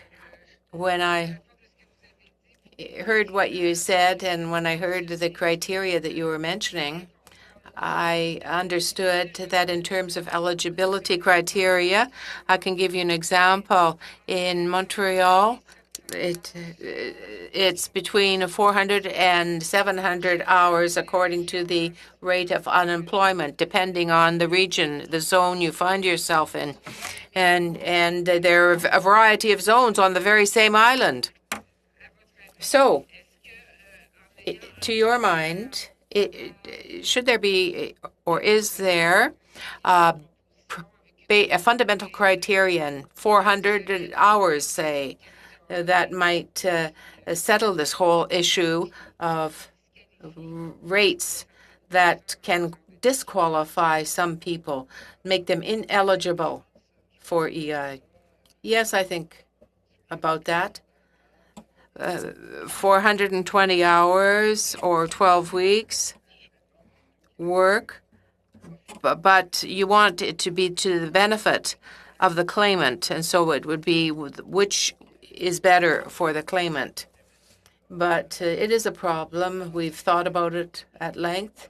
A lot of energy has been spent over the past years to try to find a solution with this famous black hole that exists in some zones where there are pilot projects. But we can't solve everything.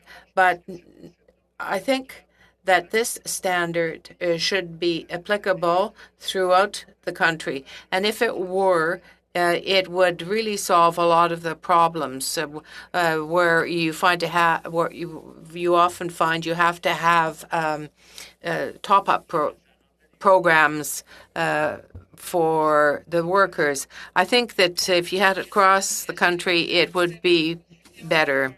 Thank you. Do you have a position on this? The Bloc has brought in a bill with the special benefits for EI, dealing with sick benefits. Well, concerning sickness, I think that there should be some sort of parallel with the others, maybe 51 weeks. It's been quite some time. In fact, it's been years that it's been stuck at 15 weeks. Yes. And certainly it doesn't meet the needs of those people who have to turn to that program.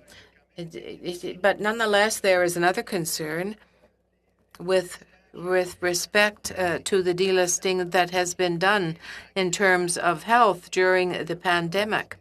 We hear specialists say it's going to have an effect on their health that is going to lead to an overall deterioration of their health. So I would imagine that this could lead to longer absences from work in the future for certain people who are long haulers. And I think, therefore, that we should allow for that and modify the provision.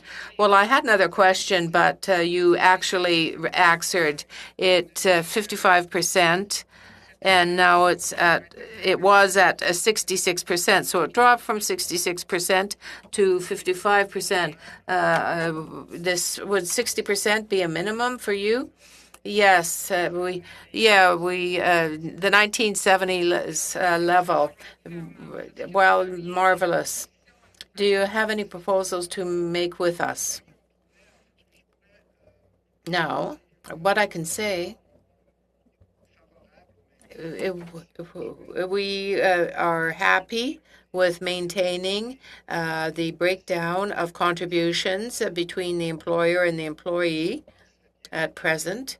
We would like, though, to see a contribution from the government, for example, with respect to support measures or also to fund active measures. But further to the Supreme Court ruling, we think that the EI fund, should be managed outside of the general fund. We want to be able to protect this fund so that what happened in the past doesn't repeat itself. And we would like to be able to see a mechanism that would allow us to set a contribution goal, a premium rate that could be set. And we think it would be reasonable to be set between 10 and $15 billion. Thank you, Mr. Bolduc. Madame Chabot. For 6 minutes. Mr. Chair, did you mean me, Gazan? I did Ms. indeed. Gazan? Okay, thank you so much. I just want to make sure. You're on. Thank you very much, Mr. Chair. My first question is for Monsieur Bolduc. In response to the throne speech, your union described the gap between the unemployed and the benefit recipients as a scandal. And I appreciated that because I have been criticizing the government for how it's allowed so many to fall through the cracks during the pandemic. You also supported, for example, a national pharmacare program, and we know that Quebec already has a national childcare or a subsidized childcare program. What reforms would you like to see to improve workers' access to EI benefits?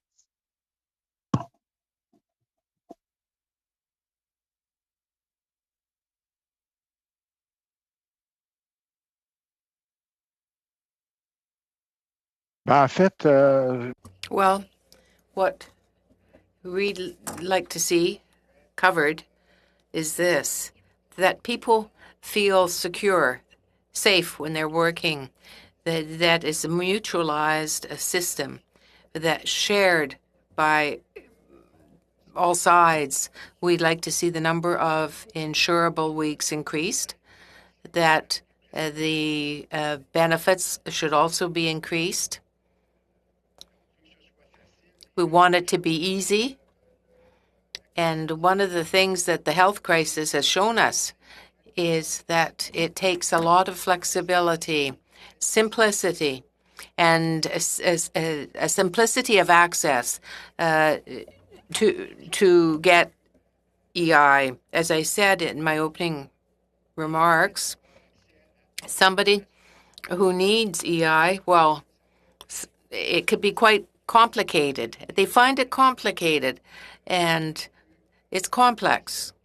I know it's not perfect, but we'd like to see measures put in place that would be drawn from the measures that have been put in place to respond to the pandemic. But we can inspire ourselves to have better, faster access to EI, in addition to increasing the number of weeks, the number of claimants, and so on.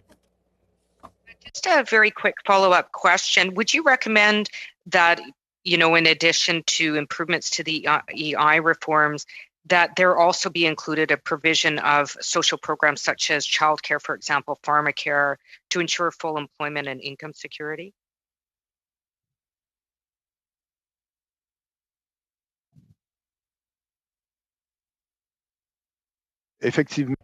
Yes. In Quebec, we have set up a program of childcare, a national childcare program in Quebec, and that has facilitated access to work for women. It has been demonstrated that that is the case. I've often had exchanges with colleagues in other Canadian provinces, and I know that they do envy the system. Many people outside of Quebec say that they really do envy the system, and they would like to have a similar program in their province.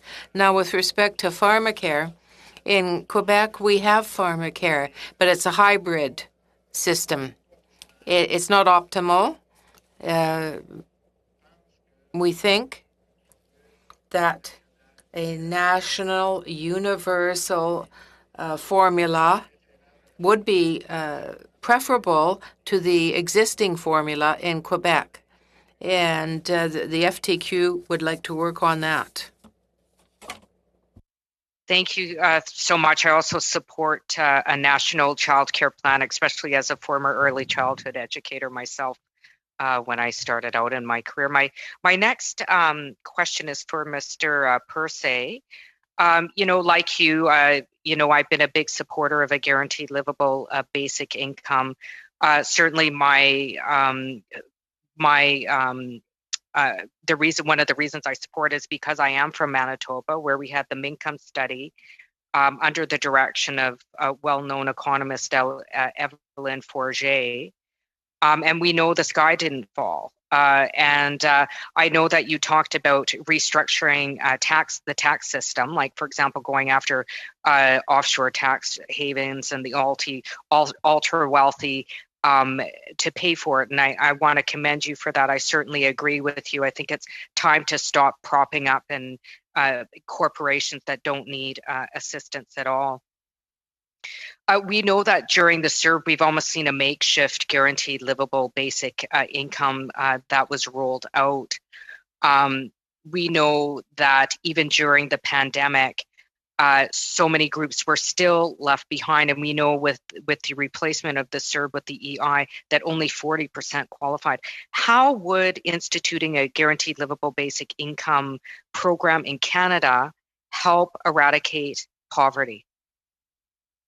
Okay, well, I believe this is a great step, but it needs to be taken. It needs to be taken with a lot of care and a lot of study, because first we got to get full employment and we have jobs for people.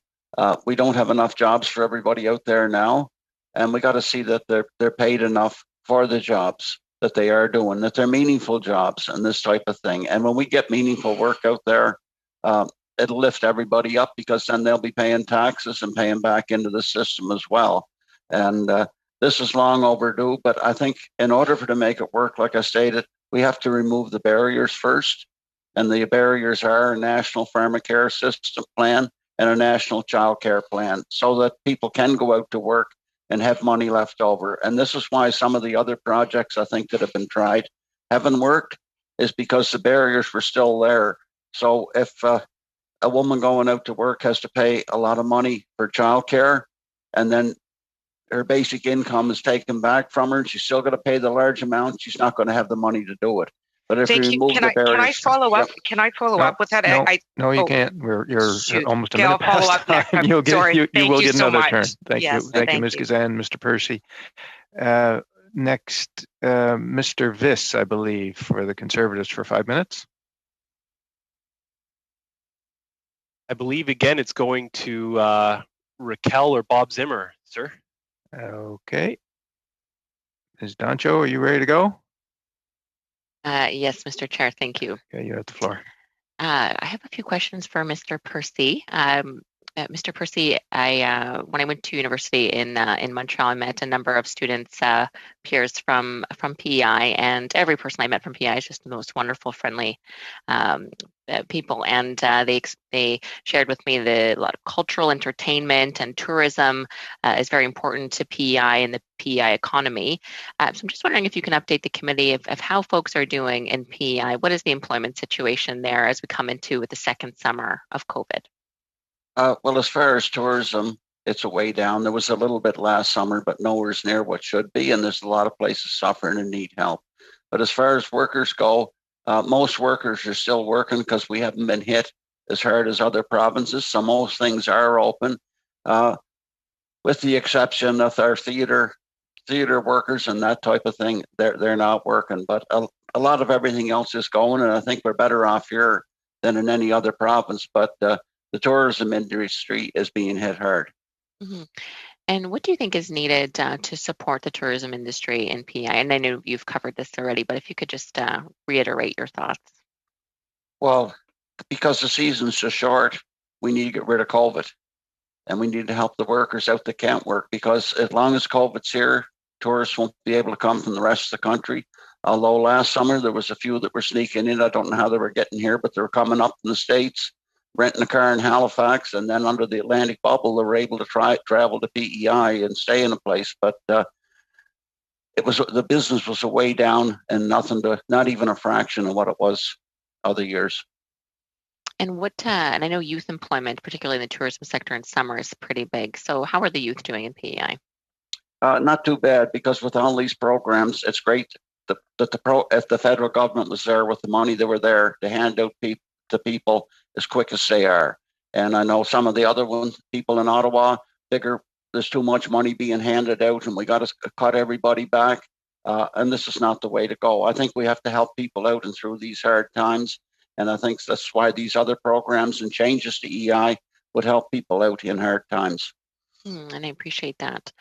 And if you could just reiterate if we could build the EI system from the ground up to best suit the needs of PEI in regular times, but also in pandemic times as well, what would that system look like to you? Well, we have to get rid of these zones.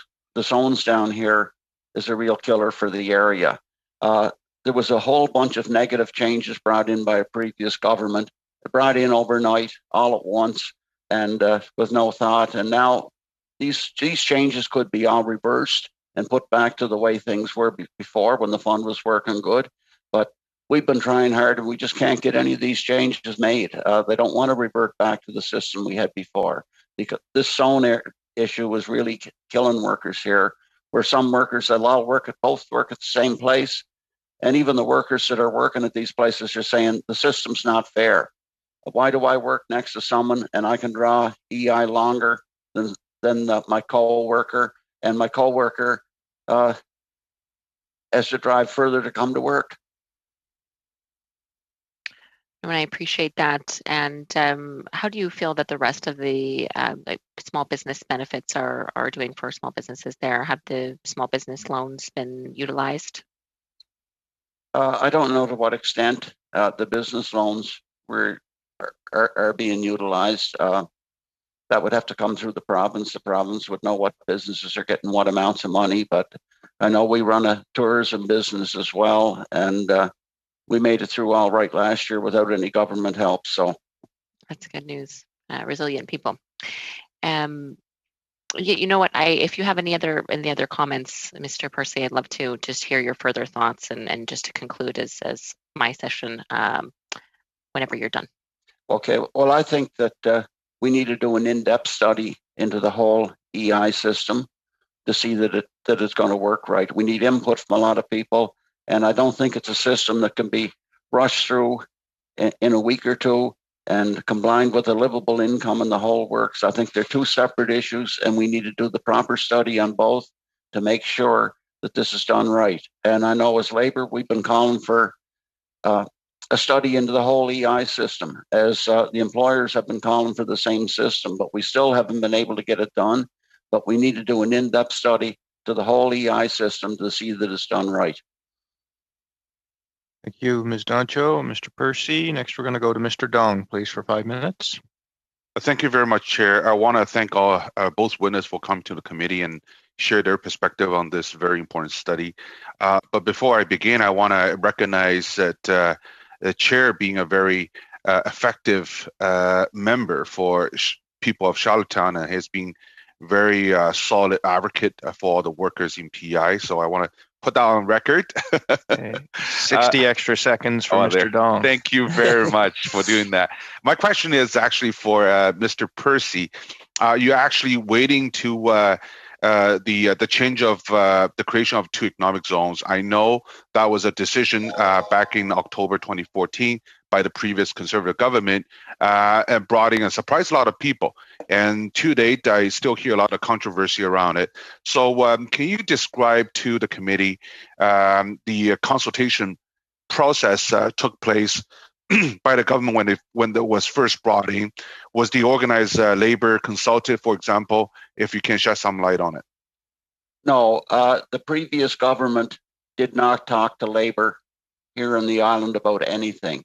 They were told not to talk to the labor. We tried to meet with them different times. They would not meet with us. They didn't want any input from labor. And this is just the way they work. And other than the chair there, we managed to meet with him and express our concerns that we had with, and I'd like to again thank him for the great work that he's been doing representing us in Ottawa on the EI issue, along as many others. Thank you. So it's been in place for 6 years. In the 6 years, have you heard anybody or group that's spoken in favor of this division? No, there's been no groups in favor of it. And is the system or the zones being reviewed? And if it has, what's the process? And does that include public input? I don't know what the process is. That would be up to the government as to what they're doing to review them. But there is problems here from employers to workers and everything else. With the zones, some employers are having problems employing people because they'll ask, which zone do you live in? Because if you're in one zone and seasonal work they need you for, they know you're going to require more weeks of work than that they can offer. So it's a whole mess, and they can't get the same workers back each year and this type of thing. So everybody's complaining about the system. In the last 6 years, has the organized labor been invited to maybe help in the review of this setup? No, but we've lobbied in Ottawa and here locally to have a review of this, and we're trying to get something done on it. But it's a fairly complex issue, and we've tried to get all the negative changes by the previous government reversed, but we're not able to get everything done. I see. So someone would argue that there are 62 economic zones in Canada, including 3 in New Brunswick. What is it about PI that makes it particularly unfair to have more than one zone? Well, it's the way the zones are drawn up to start with. There's 4 ridings in PEI, and there's 1 riding that was never touched. And it affects all the other 3 ridings are all affected by it. And that the riding that wasn't affected was one that was held by a previous member of the other government. And her riding was left intact as rural. And the way they drew the straight lines, it impacted every other riding on the island. Sounds like there's a problem.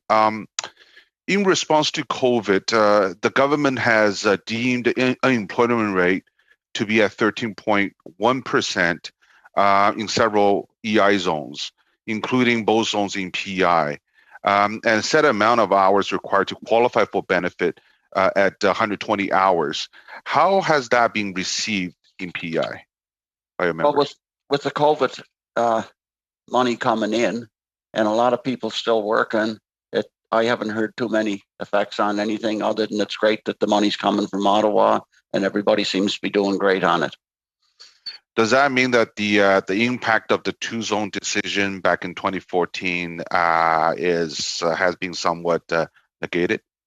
Yes, but it'll go back right to the same thing again once the COVID money stops, and that's why we're saying there should be a minimum base to the amount you draw from EI and for the amount of weeks, so that everybody here can not draw less than $500 a week, and that they can draw it for longer if they need it. Thank you, Mr. Dong. And thank you, Mr. Percy. As much as I would love for you to go on, that is your time. Okay, now we're going to go to Madame Chabot pour 2 minutes et demi. Madame Chabot, 2.5 minutes. Thank you very much. Well, in listening to what's been said, I think really that's part of the object that is sought by this study. We want to react to the crisis and have done so through certain measures, but 9 million workers are still unemployed in the middle of a pandemic crisis. And what we want to do is to be able to find the way to contribute to helping them. All those measures are extended, and if they are, and if we want to have a longer-term vision, we will have to act to have something more structured and long-lasting and structural for workers. So, given that, On the issue of seasonal work and the black hole, do you think that that should be an issue that should be settled once and for all? That black hole is a period of time when seasonal workers cannot work, whether it's in tourism or forestry work or fisheries. Should there not be a number of weeks that are extended according to their situation? Shouldn't we settle that once and for all? Both of you, please answer. Not yes or no, but still go ahead. We have a meeting intending to that will allow us, we hope, to reform EI. And at that moment, we are going to have to find solutions. It's not because people do seasonal work that they should be penalized. There should be a less long period that they can contribute to EI, and when there are longer periods when they are without work. It's something that is not just limited to Quebec. It's common throughout Canada. What we've got to do is get down to work and solve these issues. Thank you, Mr. Bolduc. This panel is Ms. Gazan, please, for 2.5 minutes. Thank you, Chair, and I will follow up with you, Mr. Persay. You spoke about, we need to ensure that we also remove other barriers. You mentioned specifically pharmacare and childcare, for example. I say that because the Liberals a Liberal member of Parliament just introduced Bill C-273, which calls on a study. But what my main concern with this bill, in opposition to a guaranteed livable basic income motion 46 I put forward to, I was very clear that a guaranteed livable basic income must be in addition to current and future government programs and supports. Her 3D1 is very concerning to me, because it states, or it opens the door to, for example, it says, replace existing social programs. We know through studies that this could actually leave people further in poverty. I know that you mentioned that, especially in regards to women trying to get back to work. Could you expand on that? Yes, and that's why we need to take time and not try and rush something through in a few weeks. We got to see that everything is done so that the program is going to work, that it's not going to be kind of a false lead that we give people to. And we got to make sure the thing works and it'll last forever. So all these areas have to be studied, and there's many experts in these areas out there that we can refer to get information from. Just expanding on that, I'm a recovering academic. I'm all for research and study. We do know with guaranteed livable basic income, however, there has already been a lot of study, particularly in Manitoba. Ontario, unfortunately killed by a Conservative Ford government, was also undergoing a guaranteed livable basic income program that saw great results. Going back, my concern about guaranteed livable basic income, I support the notion, again, it having to be in addition to current and future government programs and supports and programs. When you say study, what specific aspect do you still feel needs to be studied in regards to the research, the extensive research that's already been done? The studies that refer to removing the barriers, because if the barriers are left in place, no matter what you put in for a guaranteed basic income will not work. We've seen it work partly in Quebec when they put affordable childcare in. Then in Quebec, they had the highest family income in the country, surpassing that of Alberta. So these are steps in the right direction. And these are not steps that cost the taxpayers dollars, and we got to raise more money for. In the end, they pay off, and they pay off well, and you have more workers working and spending money locally and paying taxes. That's certainly been demonstrated in research. Thank you so much. Thank you, Ms. Gazan. And that concludes our questions for this panel. Mr. Persay and Mr. Bolduc, merci beaucoup pour... Thank you very much for appearing for representing your team and all the work that you do in your provinces. For your testimony here today, and thanks for the work that you do in representing workers in your respective provinces. We're going to let you go, bid you adieu and thanks, and to the members of the committee, please stand by. We have a bit of committee business to deal with. Thank you so much. Thank you. Colleagues, we... Monsieur le Président, est-ce qu'on peut prendre une... Can we have a quick break? Can we have a short pause? Yes, that's a good idea. We'll suspend for 5 minutes. Is that acceptable? So we're suspended for 5 minutes, then we'll come back for committee business.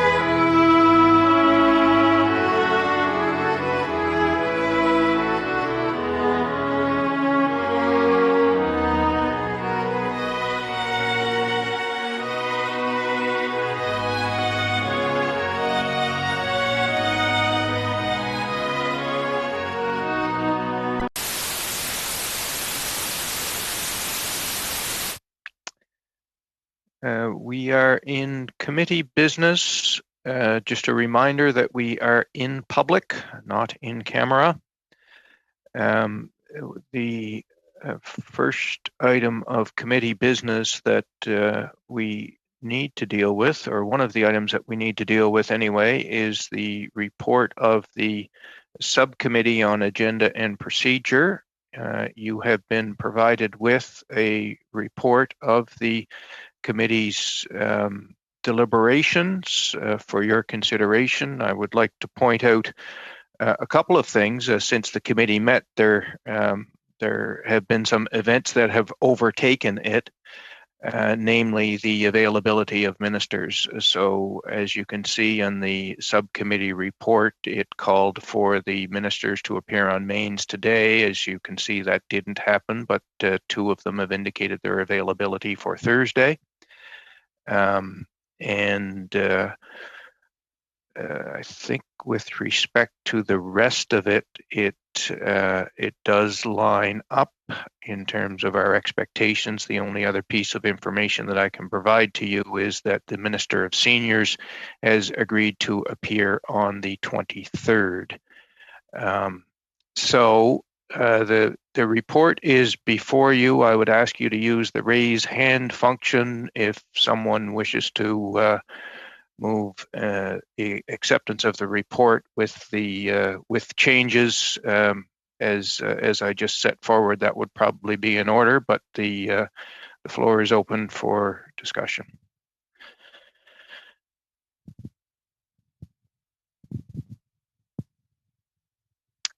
Ms. Doncho, please. Thank you, Mr. Chair.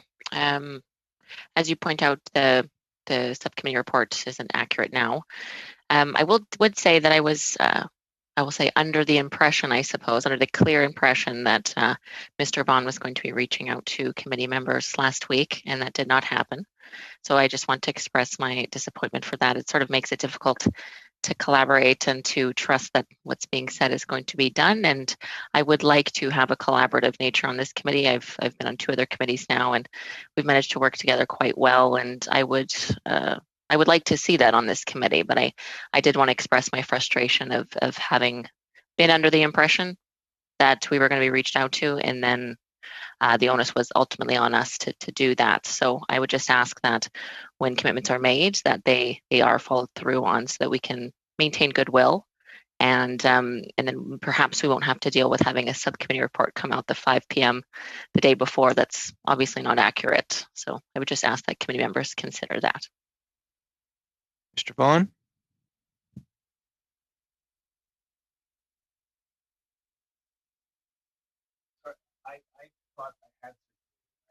Just Mr. Vaughn, check your mic. There you go. It's my that's my safety backup to not be caught talking out of turn. Sorry. I'm sorry. I thought I got that out to the subcommittee report to all members to sort of look at in translation.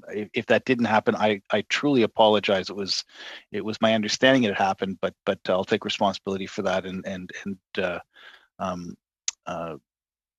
As I said, you have an expectation for me to follow up, and when I don't follow up, I take responsibility. I take that responsibility seriously. I do apologize. That being said, events have overtaken that communication anyways, as we find ourselves today in the situation we are. So I will move for what the chair suggested, which is the schedule with the amendments identified. It is what it is in terms of the parliamentary schedule. So if I think I'm right, and I think I heard, I got down here a little bit later than the start of the meeting, I'm prepared to move the motion that Sean, the chair, described. Thank you, Mr. Vaughn. Madame Chabot.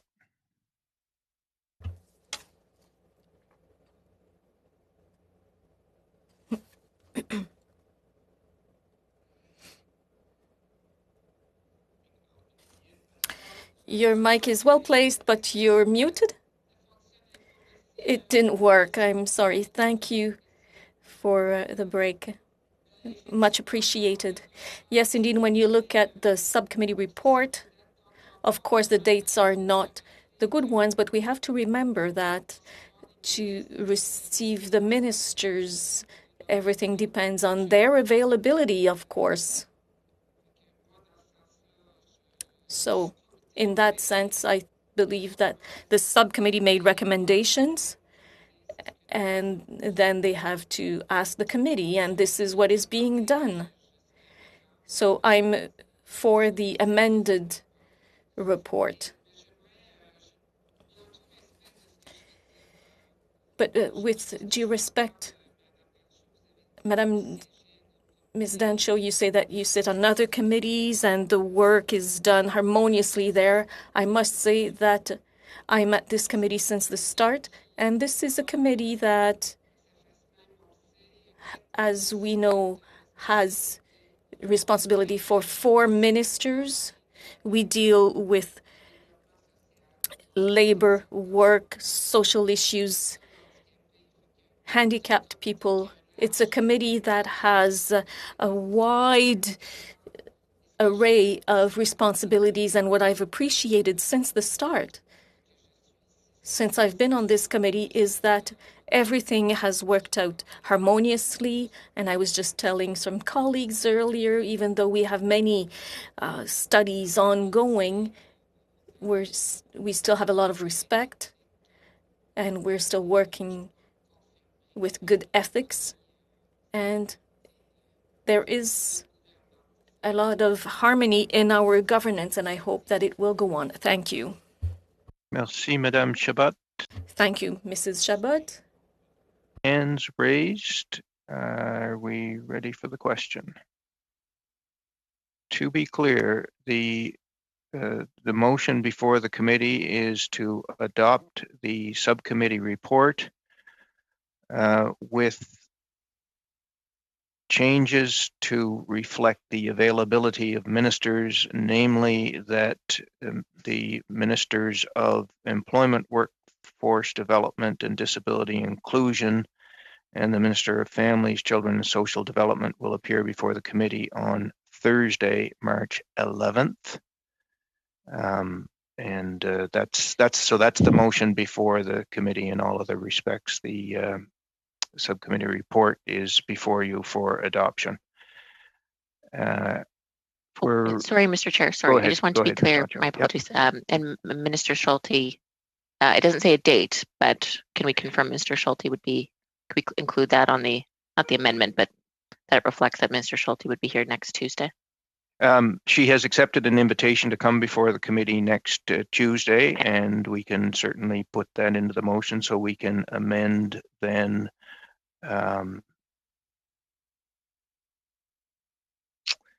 paragraph 2 to indicate that the Minister of Seniors will appear before the committee for 1 hour on Tuesday, March 23rd on supplementary and main estimates.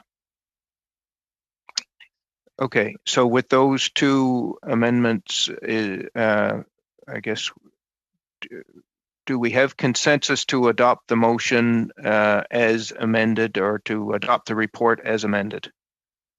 Point of order, Go Chair. ahead, Mr. Dahl. Did you say Minister for Seniors to appear on Tuesday, March 23rd? I did. Okay, and she has accepted that invitation, Mr. Dahl. Okay. Yep. Okay, do we have consensus to adopt the report as amended? I believe I see consensus, so there's no need for a standing vote. Thank you. Is there any further business to come before the meeting? Mr. Vaughn, is your hand up from the last time, or do you want the floor now? Okay. Right. Any further business to come before the meeting?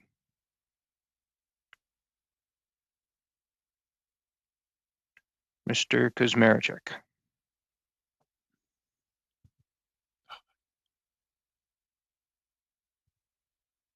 Yeah, sorry, I'd like to take an opportunity to introduce a motion. I'm not sure, sorry, Adam, I'm not sure if you had your hand up for that. I do apologize. No, you have the floor, Mr. Kuzmarchuk. Okay, go ahead. But I'd like to introduce a motion right now in terms of this week. Obviously, it's been a very dynamic week. With Bill C-24 being in front of the House. And we heard today the We heard testimony today from witnesses, from a number of witnesses today, and especially the last number of meetings as well too, how urgent the need to pass Bill 24 is at the present moment. And so we've got a very short window of time for us to be able to pass Bill C-24 in order to avoid the benefit cliff that is sort of staring us in the face at this moment. And so I have a motion that would allow us at this point to basically conduct a pre-study. Right now, the Bill C-24 is still in front of the House. It has not been referred to the committee.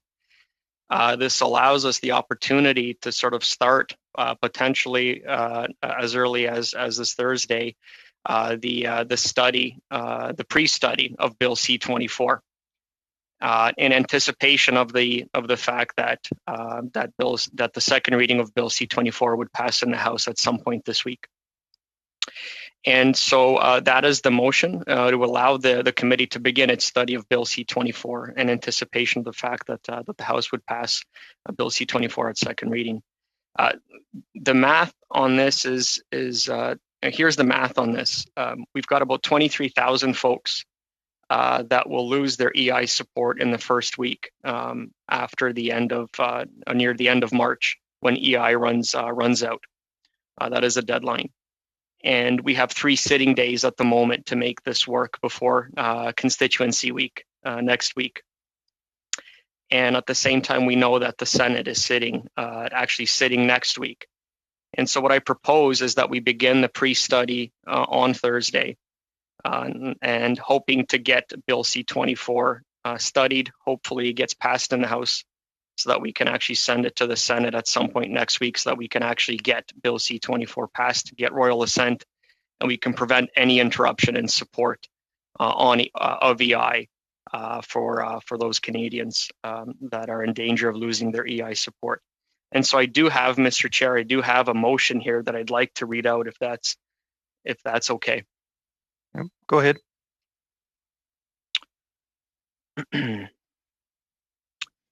So the motion is that with respect to Bill C-24, an act to amend the Employment Insurance Act, additional regular benefits, the Canada Recovery Benefits Act, restriction on eligibility, and another act in response to COVID-19. That A, the committee begin a subject matter study of the bill on Thursday, March 11, 2021, if the bill itself has not yet been referred to the committee. The committee invite the Minister of Employment, Workforce Development and Disability Inclusion and departmental officials to appear for 1 hour on Thursday, March 11th, 2021, from 3:30 p.m. to 4:30 p.m. And if needed, invite witnesses to appear on Thursday, March 11th, 2021, from 4:30 p.m. to 5:30 p.m. C, members of the committee submit their prioritized witness lists to the clerk of the committee no later than noon on Wednesday, March 10th, 2021. If Bill C-24 is referred to the committee by the House during the subject matter study, all evidence and documentation received in public in relation to its subject matter study of Bill C-24 be deemed received by the committee in the context of its legislative study of Bill C-24. E, members of the committee, as well as members who are not a member of a caucus represented on the committee, and independent members should submit their proposed amendments to the clerk of the committee no later than Wednesday, March 10th, 2021 at 5 p.m. F, within 1 sitting day of the House adoption of the bill at second reading, the committee shall proceed with the clause-by-clause consideration of Bill C-24 and must conclude clause-by-clause consideration within 3 sitting days of the bill being referred to the committee, and that the committee report the bill back to the House within 4 sitting days of the referral of the bill to the committee. G, the chair may limit debate on each clause to a maximum of 5 minutes per party per clause. H, if the committee has not completed clause-by-clause consideration of Bill C-24 within 3 sitting days of the bill being referred to the committee at 5:30 p.m. on a 3rd sitting day, all remaining amendments submitted to the committee shall be deemed moved. The chair shall put every question forthwith and successively without further debate or amendments on all remaining clauses and proposed amendments. as well as each and every question necessary to dispose of clause-by-clause consideration of the bill, as well as all questions necessary to report the bill to the House, and to order the chair to report the bill to the House no later than the 4th sitting day on which the bill was referred to the committee. And I, the clerk of the committee, write immediately to each member who is not a member of a caucus represented on the committee and any independent members to inform them that the committee will begin the subject matter study of the bill, and to invite them to prepare and submit any proposed amendments which they would suggest that the committee consider during the clause-by-clause study of the bill. The clerk should also outline all of the parameters and deadlines mentioned in paragraphs A to I of this motion. And I'm happy to respond to any questions that that the committee members might have on any of those points. So go ahead, Mr. Sure, and Chair, the only thing that I just wanted to highlight here once again is that, again, we've heard today the urgency of the matter that's before us. We have a very short period of time for us to pass Bill C-24, which is going to prevent the interruption of EI benefits for all of those thousands of Canadians who are going to see the end of their benefits at the end of March. And so we have 3 sitting days to get this done. And so what this does is this allows us to begin the study at committee in anticipation that that the House is going to refer this study to the committee at some point in the very near future. So rather than waiting, this is an opportunity for us to begin our work and to do our work that's going to be necessary to get this moved in a timely fashion. All right. Has the motion been circulated to the committee, or can that be done right away? Yes, we can circulate that to the committee right away. Okay. I recognize Ms. Doncho, please. Thank you, Mr. Chair. So just a couple things. I think we now understand what that mysterious third hour was on Thursday. It's disappointing that we just approved the subcommittee report, and it's been a number of weeks since we met as a subcommittee, and plenty of time to discuss this very lengthy motion with committee members that perhaps all members could support. And I know Madame Chabot, we had a good discussion on one of her motions about giving ample notice for translation, and this kind of just all went out the window when there would have been ample time to provide that lengthy motion around. And so I'd ask that the motion be immediately emailed to everyone right now.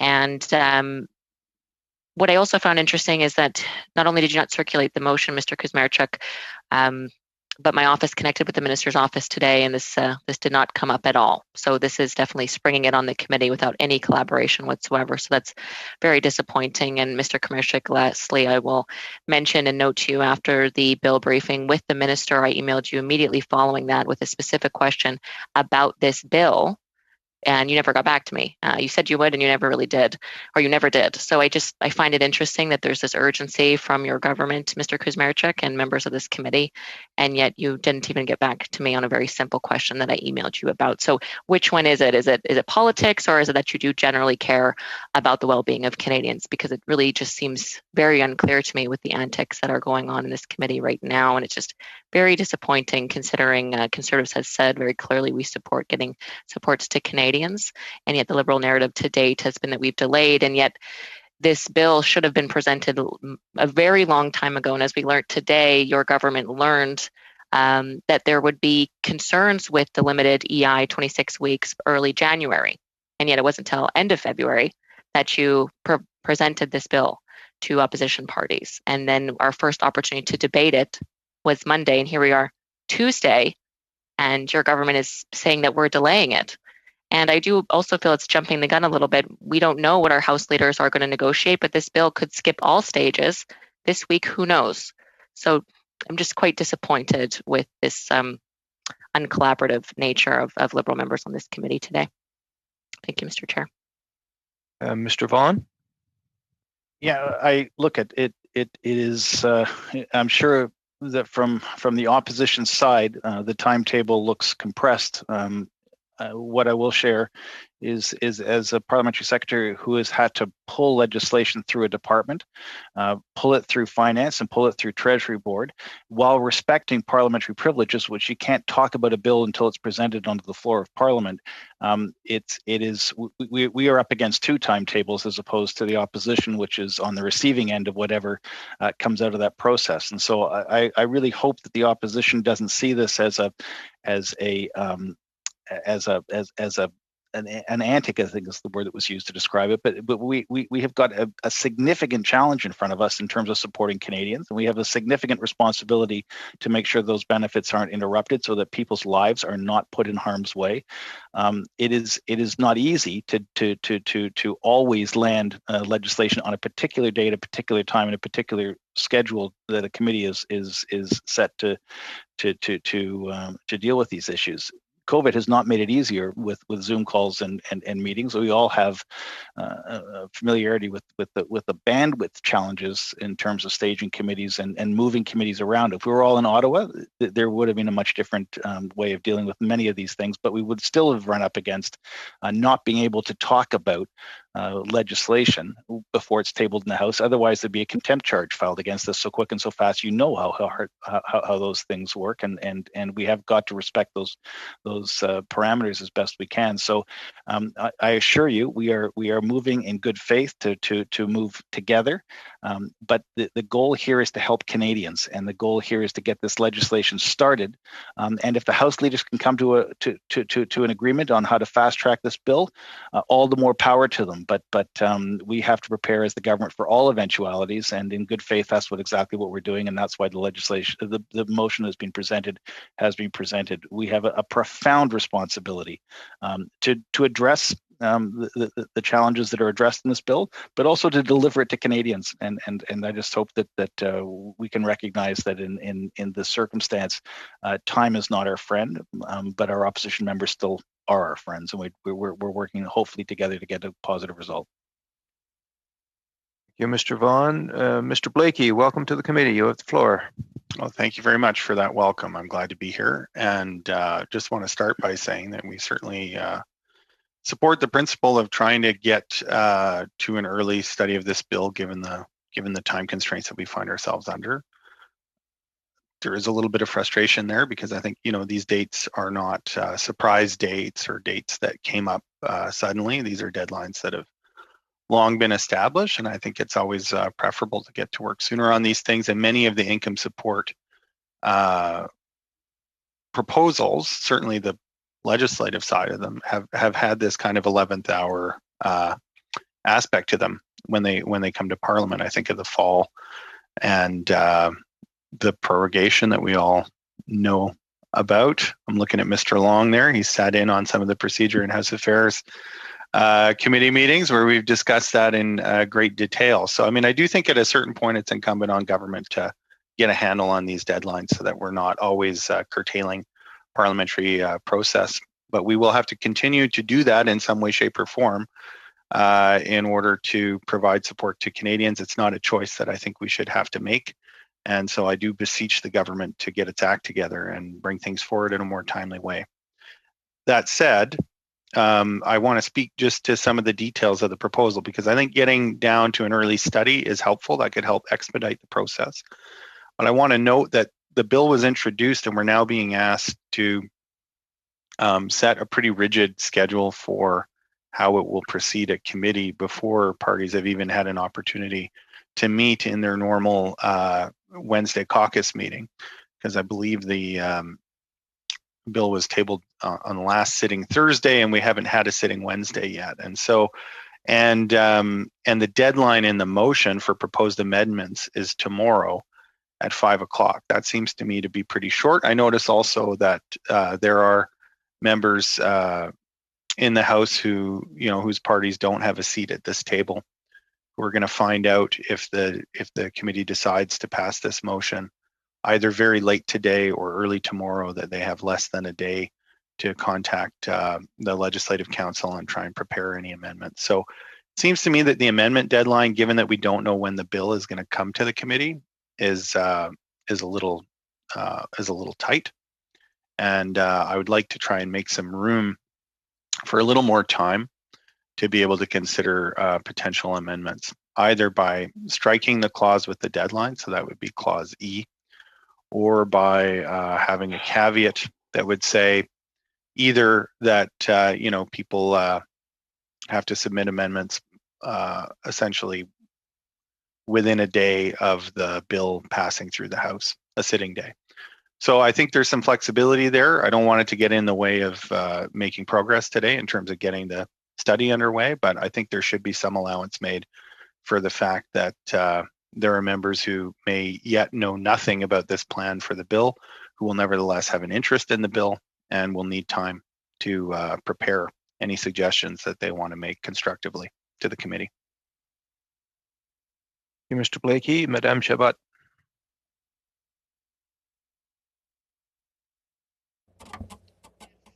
Thank you very much, Chair. First of all, I'm going to start by saying, like everyone else, that it's true that we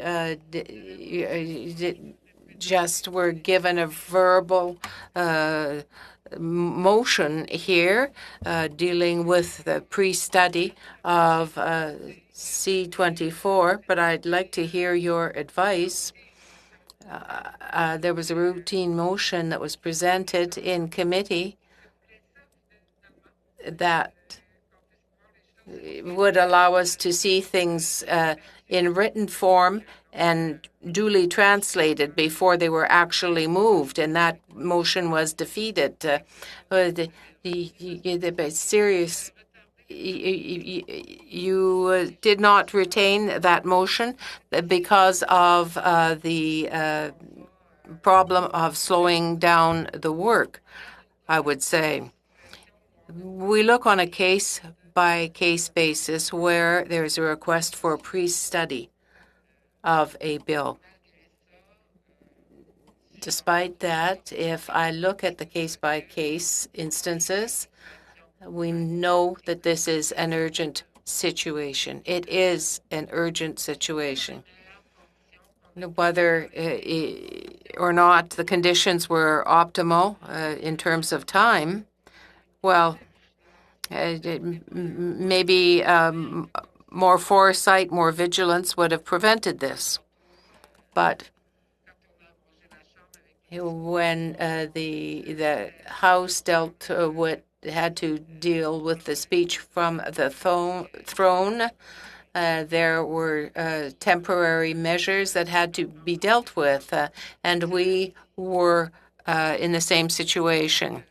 All that being said, I think you could perhaps have had more foresight in this instance. It's true, Tuesday the bill was tabled. Yesterday, today's Tuesday. But like each of the parties, to have the time necessary to become familiar with the bill and have technical briefings on it, well, I do agree with the fact that we have to have foresight, but we do have to look at the situation that we are faced with. If we don't accelerate matters, it's Canadian workers that are going to be penalized. Do we want to do this? My answer is no. So I give my agreement to the motion. So I'm just a little bit confused. In Clause B, it says that the motion is proposing that the minister come from 3:30 to 4:30 on Thursday, which she already is, to discuss subs and mains, and then witnesses for this would be 4:30 to 5:30, which was supposed to be Minister Hussein's time. So am I understanding this correctly, that the minister would be coming just, if this motion passes, what we just voted on is garbage? Am I understanding that correctly? And then I have a follow-up comment. Yeah, I would take this as superseding the motion that we just passed. So I don't know about the term garbage, but I think that Minister Hussein would be then uninvited and this motion would take precedence. Okay. Garbage I meant because this is literally going to go in the garbage, because that's it's not valid anymore. So I'm just unclear of why Liberal members voted for this and then put this motion forward knowing that it would supersede what they just voted for. So again, not in good faith, very disappointing. And again, I agree completely with Mr. Blakey. Tomorrow is the first opportunity that opposition members get to discuss this with their caucus. So for amendments, that's pretty critical that we have a consultation with our caucus. It's pretty standard. And again, just plays back to the fact that this bill was introduced so late and really putting opposition parties in a very, very tough spot to do their duty. And I'm just really unsure of why this collaboration is so poor. And I would like to hear from Mr. Kuzmerchuk, given he presented this motion, why is it that he did not respond to my question if it is so important to him that we just throw out what we just agreed to, what he just agreed to, and replace it with this new motion? Why didn't he respond to my question on this bill? All right, we're going to go to Mr. Blakey and then Mr. Kuzmerchuk. Go ahead, Mr. Blakey. Thank you very much. Just because I am hoping that we might be able to proceed to a vote after Mr. Kuzmerchuk's no doubt compelling response to Ms. Dancho's question, I just would be remiss if I didn't create the circumstances under which we could vote on my proposal, which is to strike item E from the motion. So I'd like to move formally that be done. Thank you. Thank you, Mr. Blakey. So the debate now is on the amendment to delete clause E. Mr. Kuzmerchuk.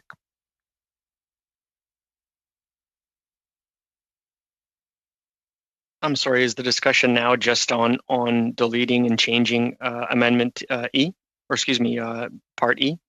It is, but if you want to respond to Ms. Dancho, you go right ahead. But yes, the first thing we need to do is deal with Mr. Blakey's amendment and then on to the main motion. So go ahead. You have the floor. So I absolutely do recognize some of the concerns that have been raised by the members, and I know that this is an unusual motion, an unusual request. But again, the situation is such that we are facing an urgent situation. And I'd like all of us, if possible, at this time to really just focus on what is the important matter at hand here, which is proceeding at the committee here with this study. This in no way does it bias deliberations at caucus. In no way does it bias the outcome of deliberations in the House. This is separate, but this allows us to, again, in anticipation that there will be positive movement in the House, allows us to begin our work. It allows us to conclude potentially the work here at committee, so that our work here at committee does not present any delay or cause any delay in the eventual passing of this important legislation. And again, it's just wanted to highlight we are in this situation. There are Canadians that are counting on us to really focus, zero in on here, and do what we can to again get this legislation passed, which is absolutely critical. But again, this in no way biases what's taking place in the House, what's taking place at caucus. Those conversations will take place, but this allows us to anticipate and begin the work here at committee so that we can make sure that we have a timely passage of this bill, hopefully. Ms. Dancho. Thank you, Mr. Chair. I appreciate Mr. Kuzmerchuk's words. I still don't feel that I got an answer there, but hopefully he can reach out to me in good faith with the response to my question.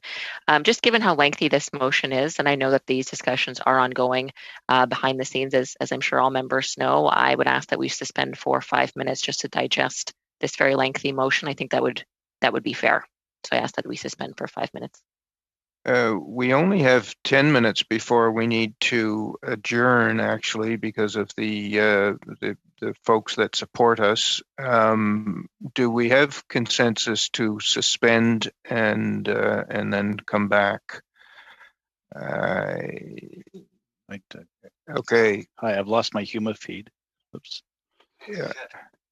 Do we have consensus to suspend, or do people want to just plow on for the last 10 minutes? Can somebody please? Okay, so I see thumbs up. Yeah. all Suspend. around. We'll suspend until 7:25 and then we'll be back. Thank you. Chair, you mean we are suspended. 6:25? 6:20?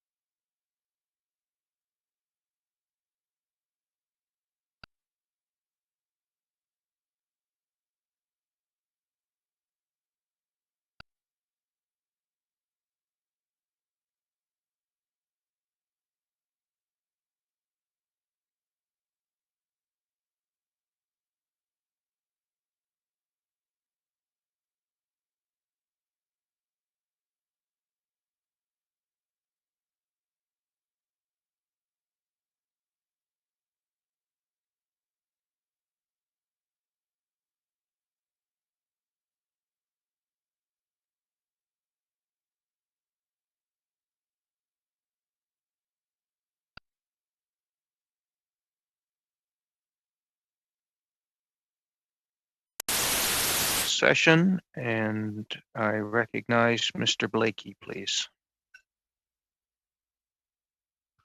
Thank you very much. I just wanted to say that, I do think that one of the ways that if we were to just pass this motion unamended, that it might prejudice some of the conversations at caucus tomorrow morning is simply that it means that the discussion won't be about things we might recommend in terms of a change of approach or modification to legislation. It'll be really about whether it's just like a straight up or down, yes or no. So I think we'd be able to have a better conversation and get more good ideas coming out of members' respective caucuses if that wasn't the case. So that's why I'm hoping that we might pass the motion as it is without item E. Thank you. Thank you, Mr. Blakey. Ms. Doncho.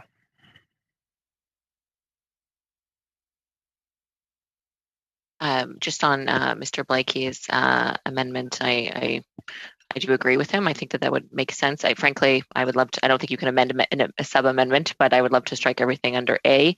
But I'm just wondering if Mr. Kuzmarchuk or Mr. Vaughn have heard from their House leader in the last 3 minutes, because I think that there's discussions ongoing, so if they can chime in on that.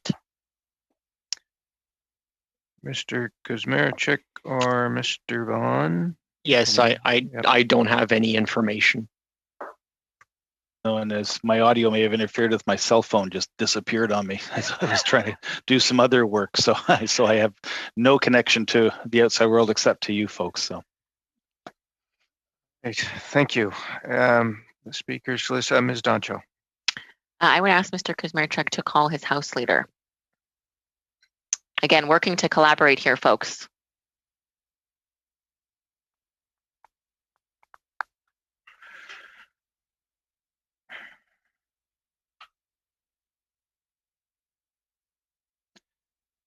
All right, Mr. Vaughn.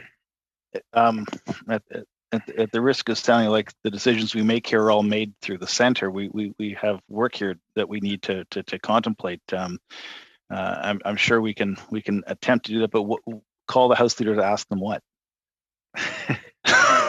Well, I guess on our end, Mr. Vaughn, we like to collaborate in committee. I know that may be a foreign concept to you, but we were busy collaborating for that 5 minutes. But it's an honest we're looking to we're looking to get to a solution here that works for everyone, that ensures the goal of getting supports to Canadians is passed. I totally understand that. What I'm asking is, what do you want us to ask our House leader beyond calling them? I mean, well, again, I think the holdup is with the House leaders. And so part of that discussion needs to happen with House leaders. And so I don't know why you guys aren't discussing this with your House leaders. It sounds very odd to me. They're in charge of what happens in the House. Have you been in touch with your House leader? What do you have to report to us? I mean, it's. I'm trying to collaborate too, but I need to know what the other half of the collaboration looks like. So it sounds like we may be at a consensus where we don't need this motion, Mr. Vaughn. That's, as they said, I'm my only portal to the outside world is through this Zoom channel. So I didn't hear that and didn't understand that. And as you said, when you want us to consult with their House leader, we're also up against a clock. So perhaps the best thing to do here is we just move to adjourn this debate, and if we need to reconvene, we shall. I think that sounds like a good idea. All right. So now we have a motion to adjourn debate. Madam Clerk, I don't know that I've had to deal with one of these before. My understanding is this is not debatable and it goes straight to a vote, or what's? Can you give me some? Mr. Chair. Okay. So the motion before the committee is to adjourn debate. Would you like to take a standing vote on this, or do we have consensus to adjourn debate? I see consensus to adjourn debate. So I guess if we're adjourning debate, we're adjourning the meeting. Am I right on that? It is 7:30. Madam Clerk? We have a point of order. Yeah, go ahead. If we adjourn the debate, what does that do to the schedule that we just voted on?